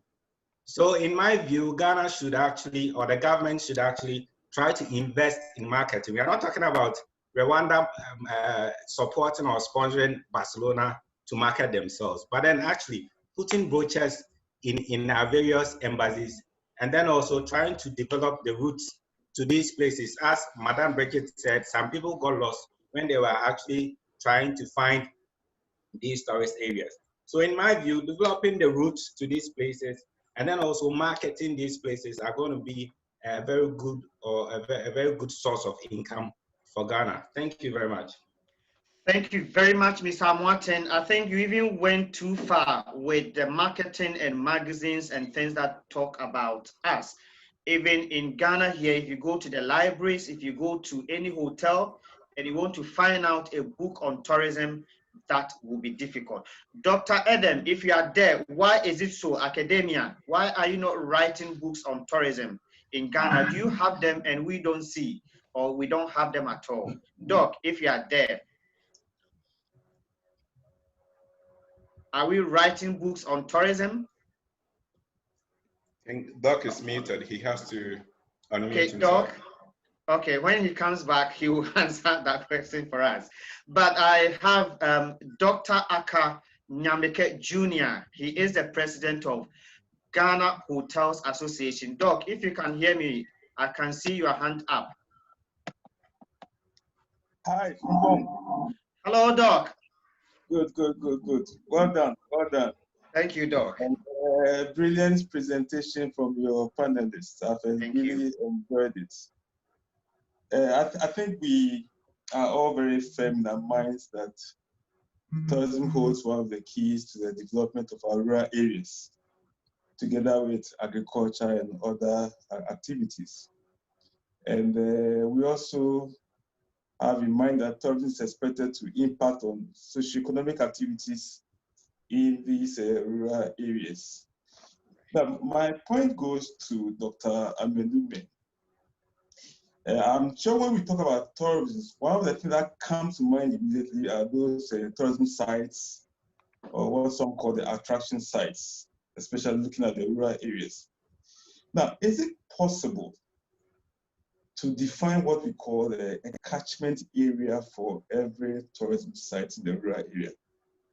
In other words, an area which is impacted by the tourism activity at a particular tourism site. I can give you an example of the Kakum National Park in Zoo,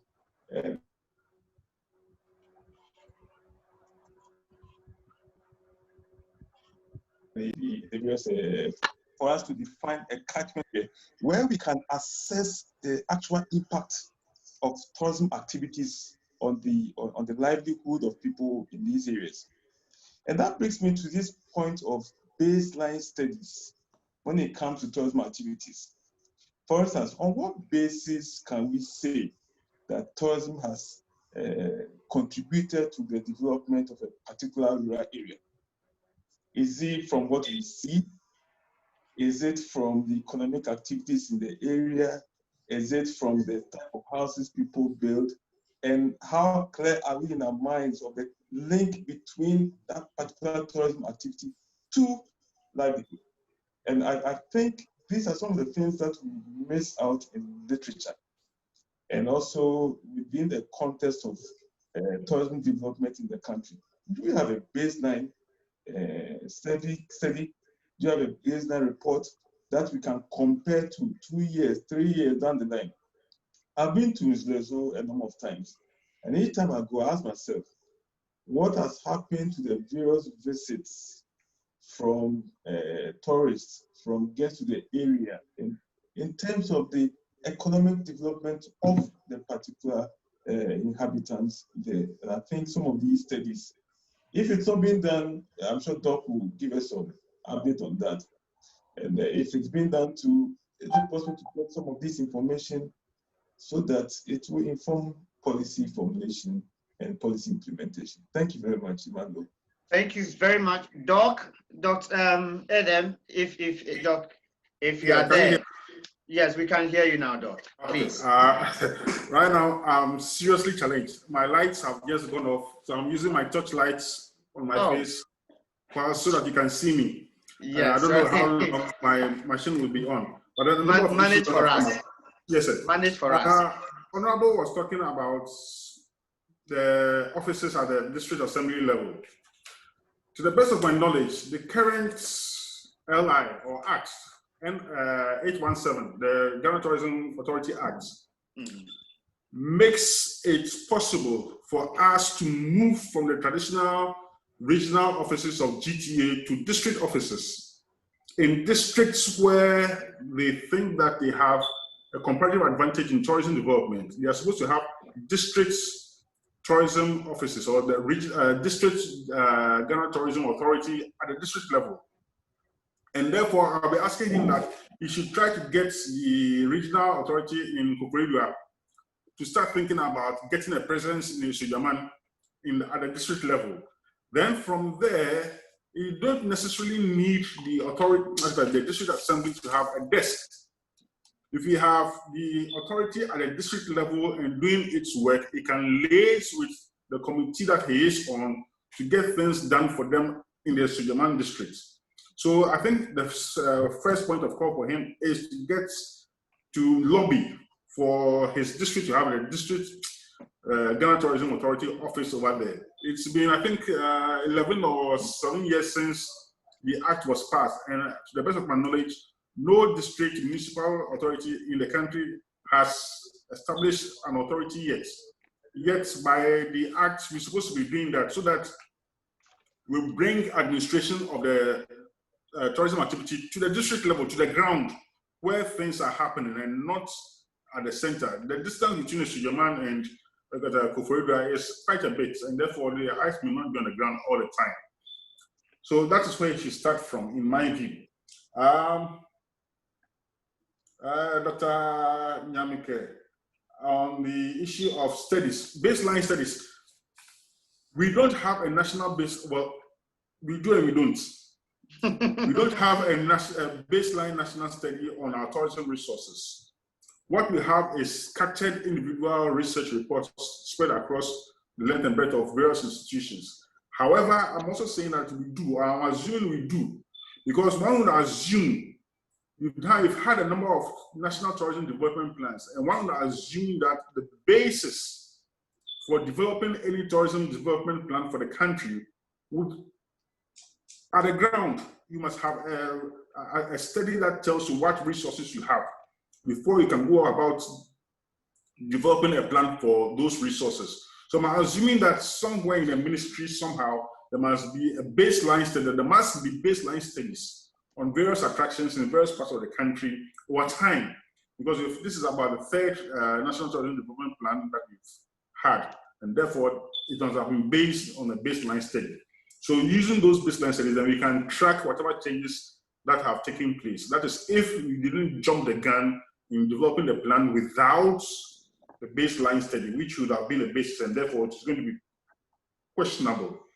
Conrad is one of the products of the department, and it's one of the studies I talked about. So Conrad is an expert in the area of rural tourism, and you could get that from his presentation. The issue of trying to communicate our research to the relevant authorities and communities for implementation so that we can have an impact is taken on board, and I'm hoping that where he is in UDS, he's also going to take his own medicine and do same, and shall follow suit back home here in Cape Coast.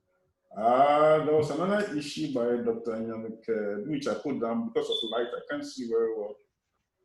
Yeah, he was talking about the geographical spread or impact of rural tourism projects, and therefore talking about enclaves. Do we want to build enclaves or not? The introductory remarks, were, or it was mentioned that we need to look at issue of seamless travel and or experience. So if you're going to have seamless travel experiences, then the issue of enclaving our tourism, rural tourism projects would have to be discouraged. Yes, depending on the kind of rural tourism activity, because some of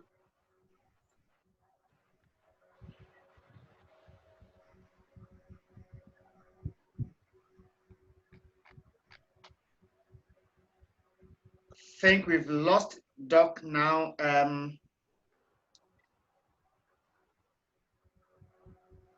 Dr. Kumasa.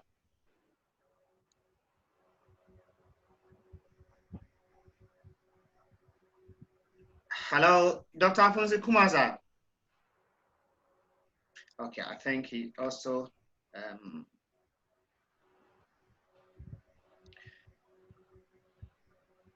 Mr. Delashine, if you can hear me, please unmute yourself. I think we've lost Doc, so you can make your contribution. Shine. Hello. Yes, hi. Yes. Yes, yeah.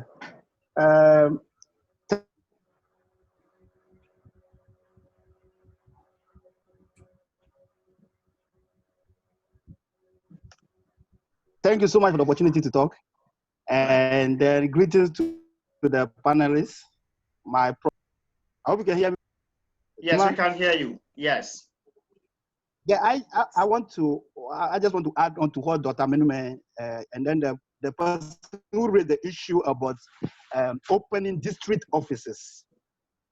I think and I believe that one way by which we can immortalize this year's celebration is for us to open the district and the municipal offices for tourism. Tourism takes place at in the rural areas of Ghana. And most of our attraction the cultural attraction, the waterfalls, the rocks, the umbrella rocks, and all the monkey sanctuary, they are all in the rural parts of our country. So if we really want to develop tourism as a country, then we have to open the offices.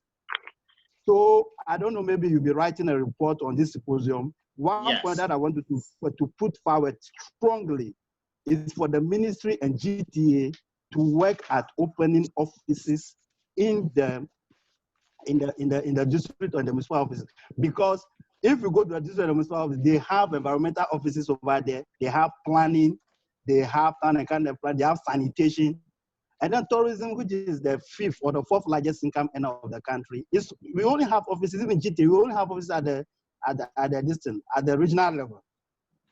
So if we really want to let this country benefit, for example, if we go to other countries like China, China has used tourism to bring billions of people out of tourism. It's because they were able to develop tourism in the rural areas. So this year's topic, let us not just discuss it or talk about it at this symposium and go. Let us do our best to come out with a policy, a national policy on rural tourism development, and let us make all the regional and the district offices open up offices for tourism development. That's as was said by my prof. At 817 provide for GTA to create district offices. And it's been more than 10 years now this act has been passed, but we don't have district offices. If we are not at the local level, how are we going to develop the skills of the local residents? How are we going to create awareness about tourism development?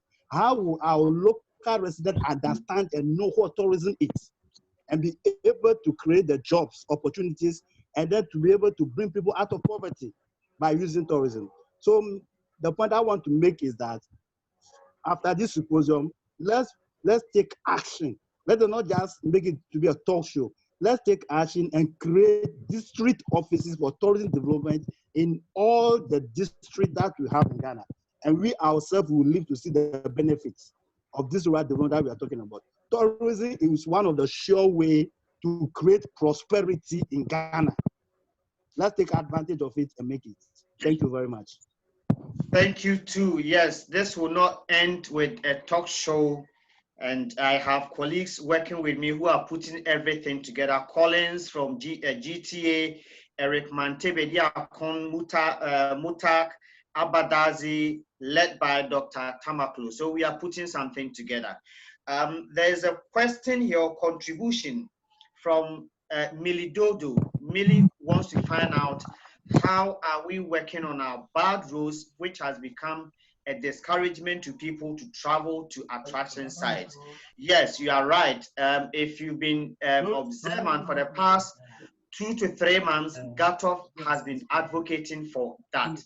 And yesterday, I was happy to go to Bonsu in the eastern region and a few other places, and some roads are being made. I can attest to that. So we'll continue to make noise. We all need to make that noise so that our roads and our tourism attractions facilities are fixed. I have somebody who calls himself or herself Chance the Tourist. Chance the Tourist. If you can hear me, please unmute yourself and make your contribution or ask your question.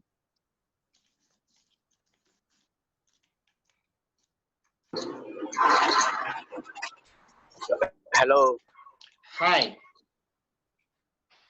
Please, good afternoon once again. Good afternoon, sir. Marketing aspect is been a professional work for some people. So we that know more people know much about the place, and we want to advertise it to outsiders that we know.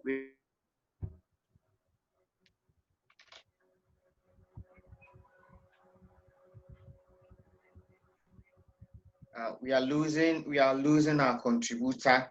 I'll quickly move to. Don't get opportunity to do that. We need by authorities some numbers and contacts so that anytime we need some contribution to the tourism aspect, we can get people who will hold it and make it prosperous. Please, I'm done. Thank you very much. Thank you very much for being snappy. There is a request from an anonymous attendee. You want to find out if you want to help give visibility to Ghana, how should you go about it? Kindly get in touch with GTA or the Ministry of Tourism, Arts and Culture. Go on their website, visit Ghana, you have numbers there, and you have email. Please send them an email, and I'm sure they'll be able to support you and partner with you to bring visibility to Ghana. We have just about 10 minutes or so to conclude, but I have Isaac Frimpong.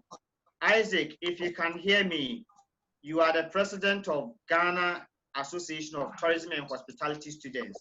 You are in about 13 different schools doing tourism and hospitality schools. The students, yes, I was going to ask that question, but since you are here, ask your question, and then afterwards probably I'll ask you a question or send a question to Dr. Amenumey. So Isaac Frimpong, if you can hear me, please go ahead with your question. Okay. Okay, thank you very much for this opportunity. Please make it snappy. Thank you very much for this. Okay, okay, thank you very much. My issue has to do with, we are in the academia and Isaac, specifically, yes sir. Isaac, if you can lower the volume on your phone, we are getting feedback from here. Or if you are using two phones, you can put one up. Okay, please, is it okay? Yes, it's better now. Okay, thank you. We are in the academia and then specifically executives of the youth in tourism. My issue is I want to ask Dr. Edem concerning the training and obtaining a PhD and master's degree in tourism. That is the award. After the award, most of our youth do depart from or divert from the tourism fraternity or the industry. So my question is it that there is no better opportunities or avenue for the youth to be equipped or become effective instrument for the tourism development in the country, or we just want to award them with a degree in tourism and hospitality and leave them to go out there and struggle to find their own means of survival? And the other issue has to do with the youth employment. When we are done with these institutions to the outside world, my question is, comparing the industry to the health sectors and the other ministries, they train, people go to nursing training and then they are being posted to other hospitals and then the cheap compounds to serve. My question is there a means?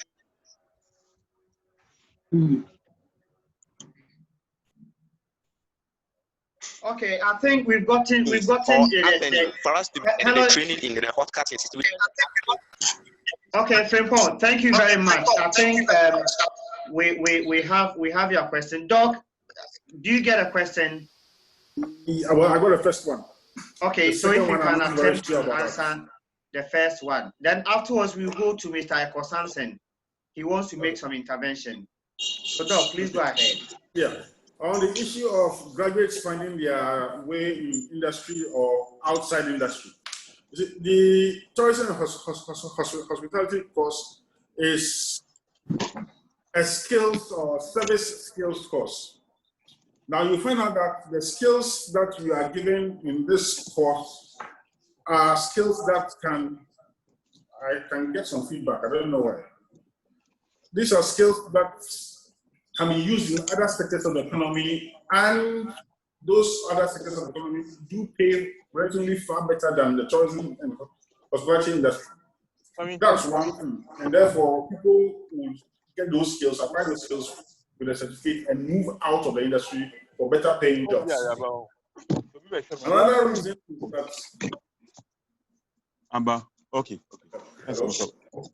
another reason is that generally, a university degree is supposed to prepare you for the world, and therefore a university degree does not tie you to a specific industry, nor to the subject that you learn.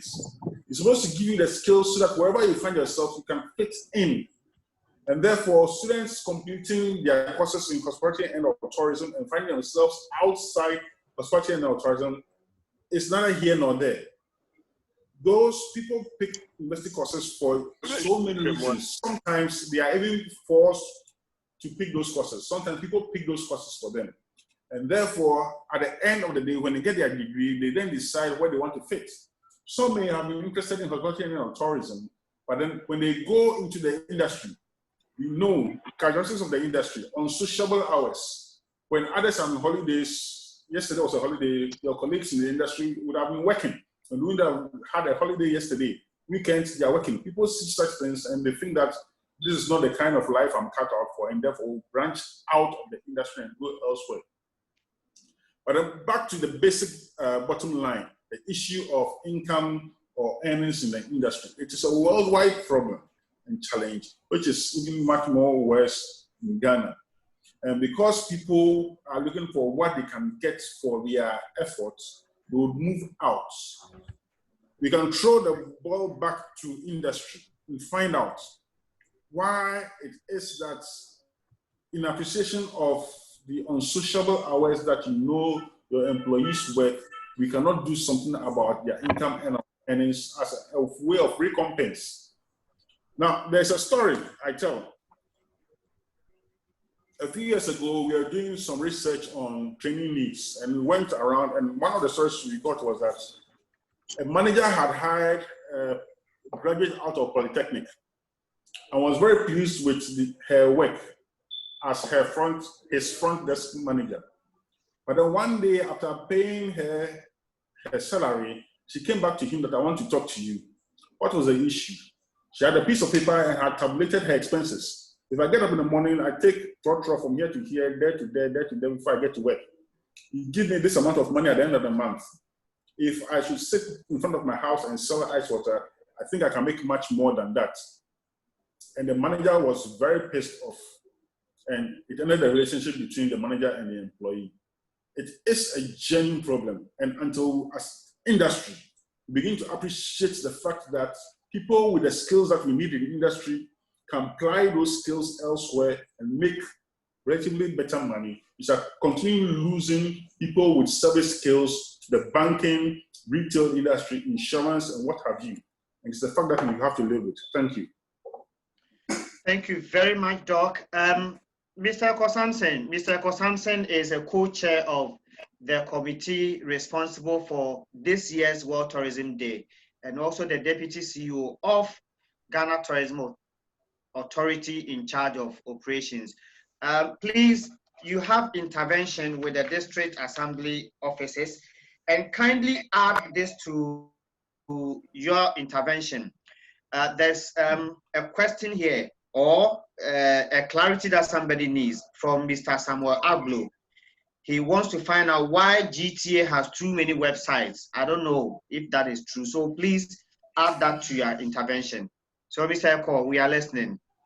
All right, thank you, Mr. Frimpong. Just to clarify the issue of district offices.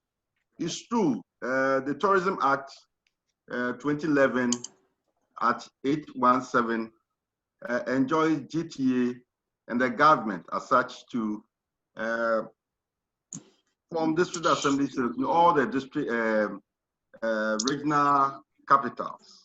So each district is supposed to have a district office.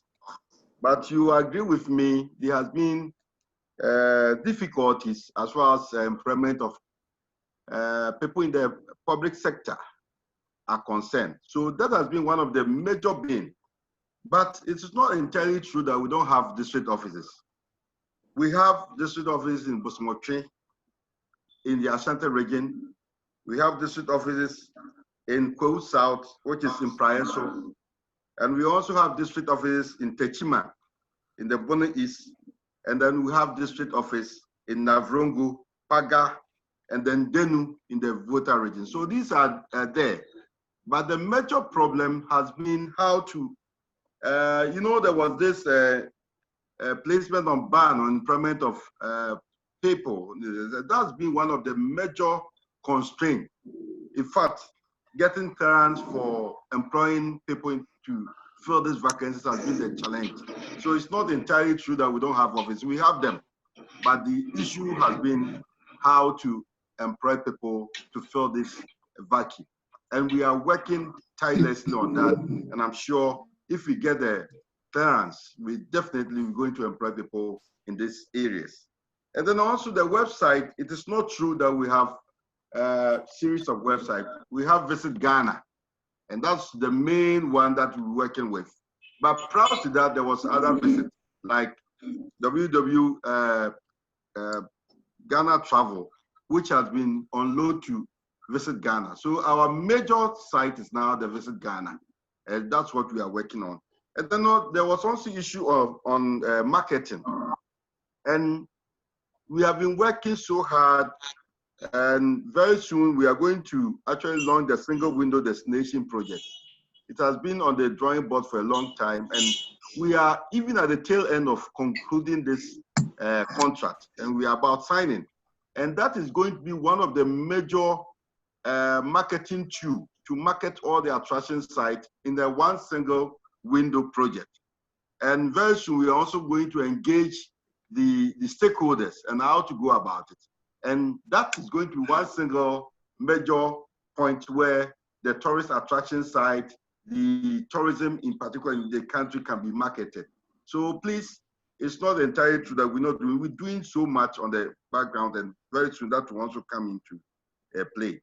With brochures and things, we've been working so closely with the Foreign Affairs, and each year we supply them with leaflets and some of the brochures that they needed, but unfortunately it runs out somehow. But we've been supplying them consistently, except that sometimes money to support this has not been adequate as it has to be. If you look at other countries like Kenya and the countries that you mentioned, their budgetary allocation for marketing is huge. Sometimes run to about 30 million. And we all know what even Rwanda did by marketing Visit, what do we call it? Rwanda, as far as this football club is concerned. And Ghana, our marketing budget is very low. Even though people talk about Tourism Development Fund, everybody seems to be talking about it. But that is 1%. And a lot of hotels, even tourism outlets, they are not paying. It's apart from the leading hotels that are paying. A lot of them are not paying. So we need a huge budget. If you want to actually promote the destination guide, we need budget. It's a serious business.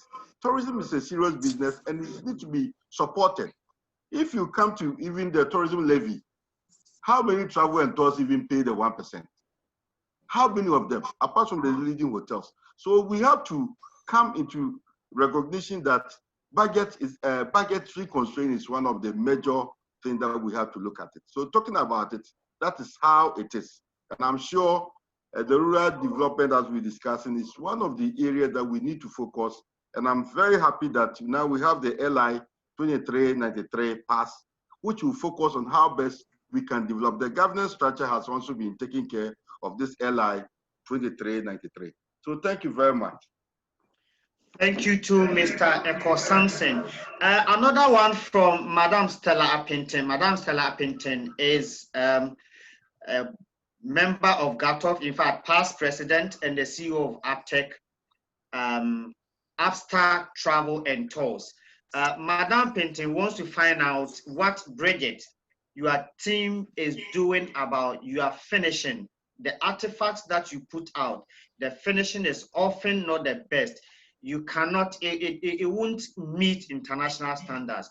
What is it that has to be done, or what are you doing about that? If we really want to promote rural tourism development, we need to work on that. What is your team doing with their finishing? If you can hear me, Bridget. Yes, can you hear me too? Yes, I can hear you. The team have identified that as a challenge. So we are getting experts to train them on the finishing, because that has been an issue with our products. So we are training people so that when they are done, those people do the finishing so that a very nice product to present to the international market. Thank you very much. I think I'll take 2 more and then we should be done. We said we're doing this in maximum 1 hour, 30 minutes. We've already done 2 hours. So I'll take 2 more questions or contributions and then we should be done unless, okay. So I have Mr. Aloysius Abavito. Sorry if I got the name pronounced wrongly. Please, if you can hear me, you've raised your hand for quite some time. Make your contribution or ask your question, sir.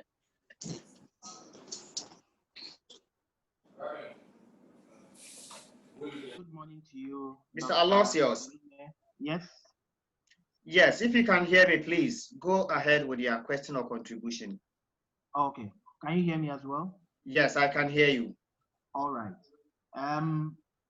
I just have 2 quick questions to ask. Okay. The first one has to do with most of the attractions in rural areas, which are always termed as designated. Some are untapped, and it takes a very, very long time, if not developed in any way at all. They still remain as untapped. And these things do not help us because with countries that have been mentioned, i.e. Kenya, Rwanda, and the rest, once they identify the potential, they get straight, do research into it, develop it, and it becomes a boom. But for us, it has always been there, it has always been mentioned, but accessibility, development, everything about it becomes a problem. I want to find out, is there a national agenda to get all these untapped resources and designated ones developed?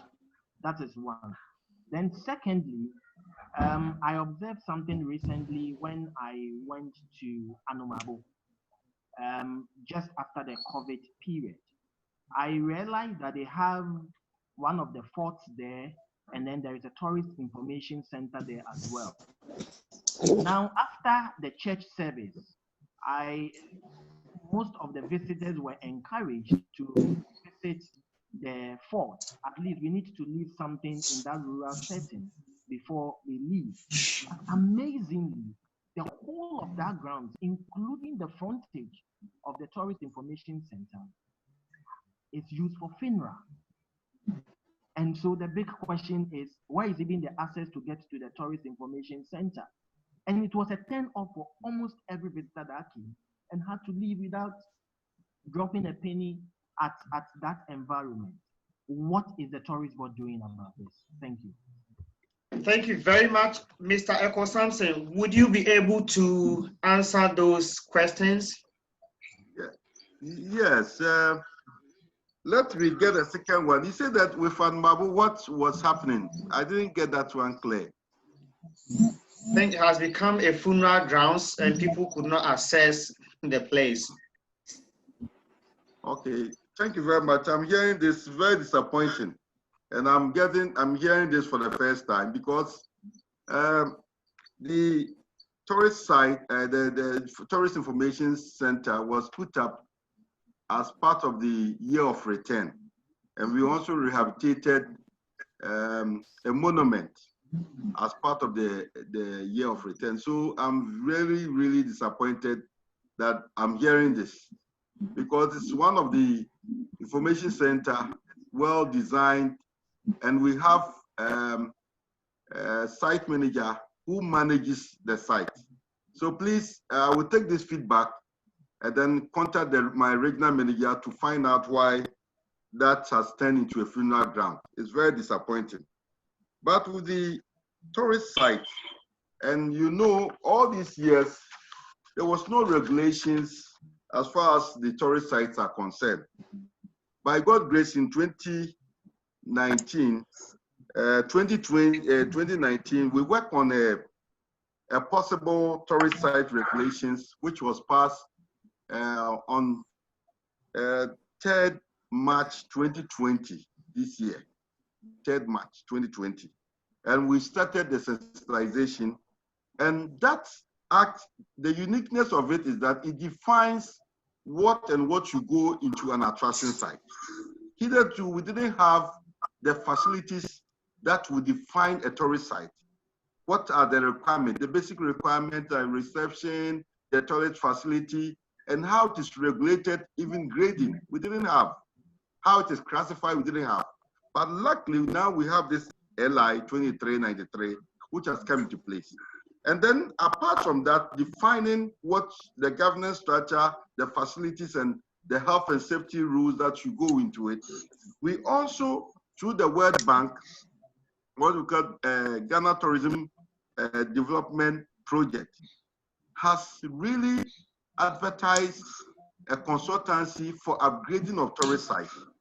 And recently, it was advertised. So we've selected consultants who will be going around all the world. We divide it to the southern, the central, and the northern enclaves, which is going to look at all these attraction sites and see how it can be developed.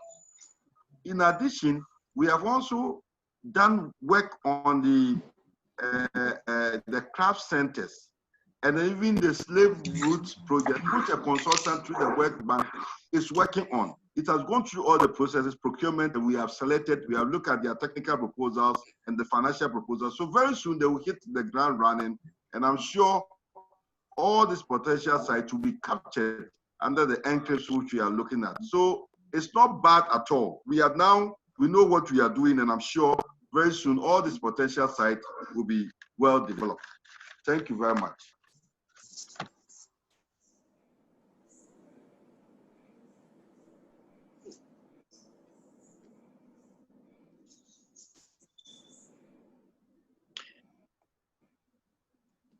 Yes, so I think I'll take the last, very last one. Dr. Kumasa, if you are still there, ministries.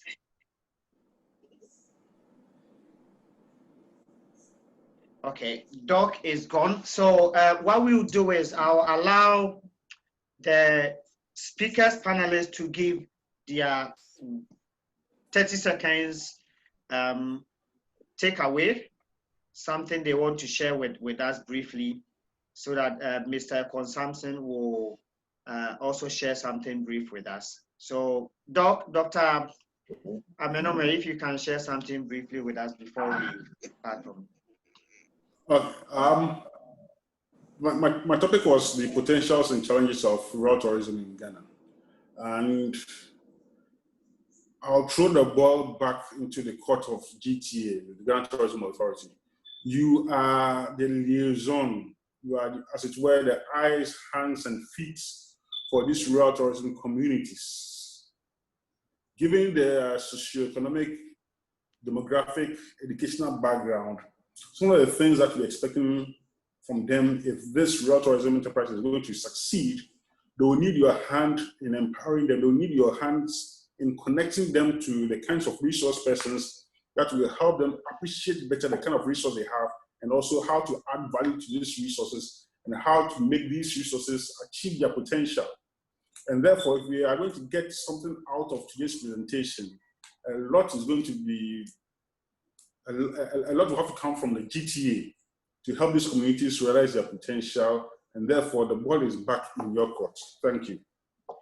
Thank you very much, Dr. Amenumey. We are grateful to you for the, I think I'll also ask the chair that we probably after this need to put a committee together to work on this. And maybe we may get back to you, Doc, to also support us to do this, because we really have to. My next speaker, Bridget, if you can also share something briefly with us.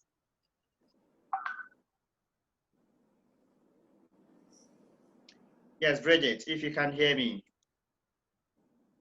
Okay, Mr. Eyison, please unmute yourself. Hello, can you hear me? Yes, I can hear you. Okay, good. All right. So I think it's been a fantastic session, and I've actually enjoyed the contributions from our fellow participants. So what I would like to add is that since my topic was based on inclusive tourism for rural development, I think we have in place public-private partnership forum that for some time now that has not been active. And Ghana Tourism Federation has been looking forward to reactivating this through our regulator, Ghana Tourism Authority, and then the Ministry of Tourism. I think if we take this thing forward and then look at it or approach it more aggressively, it will address the issue of the topic that I presented earlier on inclusive tourism, because what it's going to do is that it's going to be more all-encompassing and all-embracing. So you have all the stakeholders and then social partners coming on board as much as possible, so we can fashion out very good and better strategies for tourism and then rural development. So that's what I would say. But there was an earlier question on why Bogoso was chosen. I think the choice of Bogoso, even for the tree planting and being linked to this World Tourism Day celebration, is very, very appropriate. Why am I saying that? We just spoke about tourism and rural development, and that is the main theme for the World Tourism Day. So if we have a place, you wouldn't even call Bogoso a rural area anyway. It's highly commercialized because of its gold activities and other vibrant, marketplace activities there. But if we have a place like that, having such a session, then I think that inclusive policies or inclusive tourism that we are talking about is pretty much addressed in that direction. My last point is that we must, as much as possible, and this goes to Ghana Tourism Authority and then the ministry as a body, we should work seriously at improving the connectivity. I'm talking about internet connectivity of our various sites and attractions, because in this day and age, we do not necessarily have to go the route of the brick and mortar way of marketing. We have all the digital tools at our disposal. We use mobile phones as much as possible. So if we have all these sites connected and they can be streamed live in any form of activities, then in a long way, we are even marketing ourselves digitally, globally. So I think the paradigm shift must even be looked at in that direction, rather than looking at the more and then the old way of going about marketing by way of the brick and mortar, if I may put it in quotes, developing the flyers. And I'm not saying it's not good anyway, it is, but we should be more, should be looking more at digitally marketing our destination. Thank you very much. Thank you to Mr. Eyison. Let me apologize for those who sent in questions and we couldn't answer. In fact, we have several questions here that we couldn't possibly answer. And some of you have also raised your hands. We couldn't call all of you. Please forgive us. But you also have sent in some contributions. I can promise you whatever document we are putting together, we will add those contributions as appendices. So please forgive us. Before Mr. Ekosamson comes in, let me also say that the recordings of this symposium will also be available to members. So don't worry ahead about it. We will make it available to you. And the rest of the program will be held in Takoradi and Bogoso on 26th, which is Saturday. We will be going to Bogoso to have tree planting. We will have a health walk and then a musical concert in the evening. And on the 27th, which is a Sunday, the Grand Durbar will be held in Takoradi. So those who are available can make their way to Takoradi. But Takoradi people, we are coming there, so make yourselves available And as you always say, the best always comes from the western part. We are coming there to see if indeed you have it. So Mr. Samson will give us the closing remarks. I want to thank everybody who participated. We are so grateful. We actually reached our maximum number, and we thank you for making it possible, especially to our speakers. So Mr. Echo Samson, if you can give us the closing remarks. Thank you. Thank you, Mr. Frimpong. I'm so much excited about this opportunity. Rural tourism in Ghana, as you said, is the way to go. And if you look at the fact that about 90%, over 90% of our tourism attractions are all located in the rural areas. And certainly this theme is something that we need to cherish and then work on. And I want to thank the speakers, Dr. Edem, Kwesi, Amenumey, for such insightful and then challenges that was brought to the fore. Is something that is worth looking forward and then seeing how best we can address the challenges. And then also Mr. Eyison, my own friend, the inclusive tourism for rural development is something that has given us a food for thought, especially his suggestion for this deepening this public-private partnership concept, which has been identified in the Tourism Act, something that we need to focus on. I also want to thank Bridget for giving us a practical ideas on the creative arts industry. We know what Sirigu is doing as far as tourism is concerned. And I want to thank all the participants for the contributions and your questions and all that you brought to the fore, something that is very challenging. And I'm just praying that we don't just end here. This discussion should be ongoing, and so that we can focus to develop our rural settings where all the benefits of tourism are situated. On behalf of the minister, we want to thank you for your time, especially the research that you did towards this symposium. I want to thank all the participants for your listening ears. Let's not end here. Let's continue to work hard so that tourism will become, if not number one, the major economic activity in the country. Thank you very much for coming and joining us. Thank you. Thank you, Mr. Echo Samson. I think GHATOF is organizing a 15-seater bus to Bogoso. Please contact the Secretariat for more details. How you can join them and what are the conditions. So please call the Secretariat or call anybody that you know in GHATOF and get in touch with them. Once again, thank you to all of us for joining in, and to the team that also worked from behind the scenes, Dr. Tamaklo, Mr. Collins, from GTA, Collins, Akwe, from GTA, Eric Mantebediakon from Ministry of Tourism, and then Abadazi, also from Ministry of Tourism. They worked behind scenes and they made this possible. Thank you so much. My name is, once again, Emmanuel Frimpong. It's a joy to moderate this program. We are going to TOUGHA, so all of us, let's join. But I think the regional offices will also be hosting their own World Tourism Day. So those of you who will not be able to make it to TOUGHA, please join them as they celebrate them, the World Tourism Day in their various regions. Thank you. God bless us all.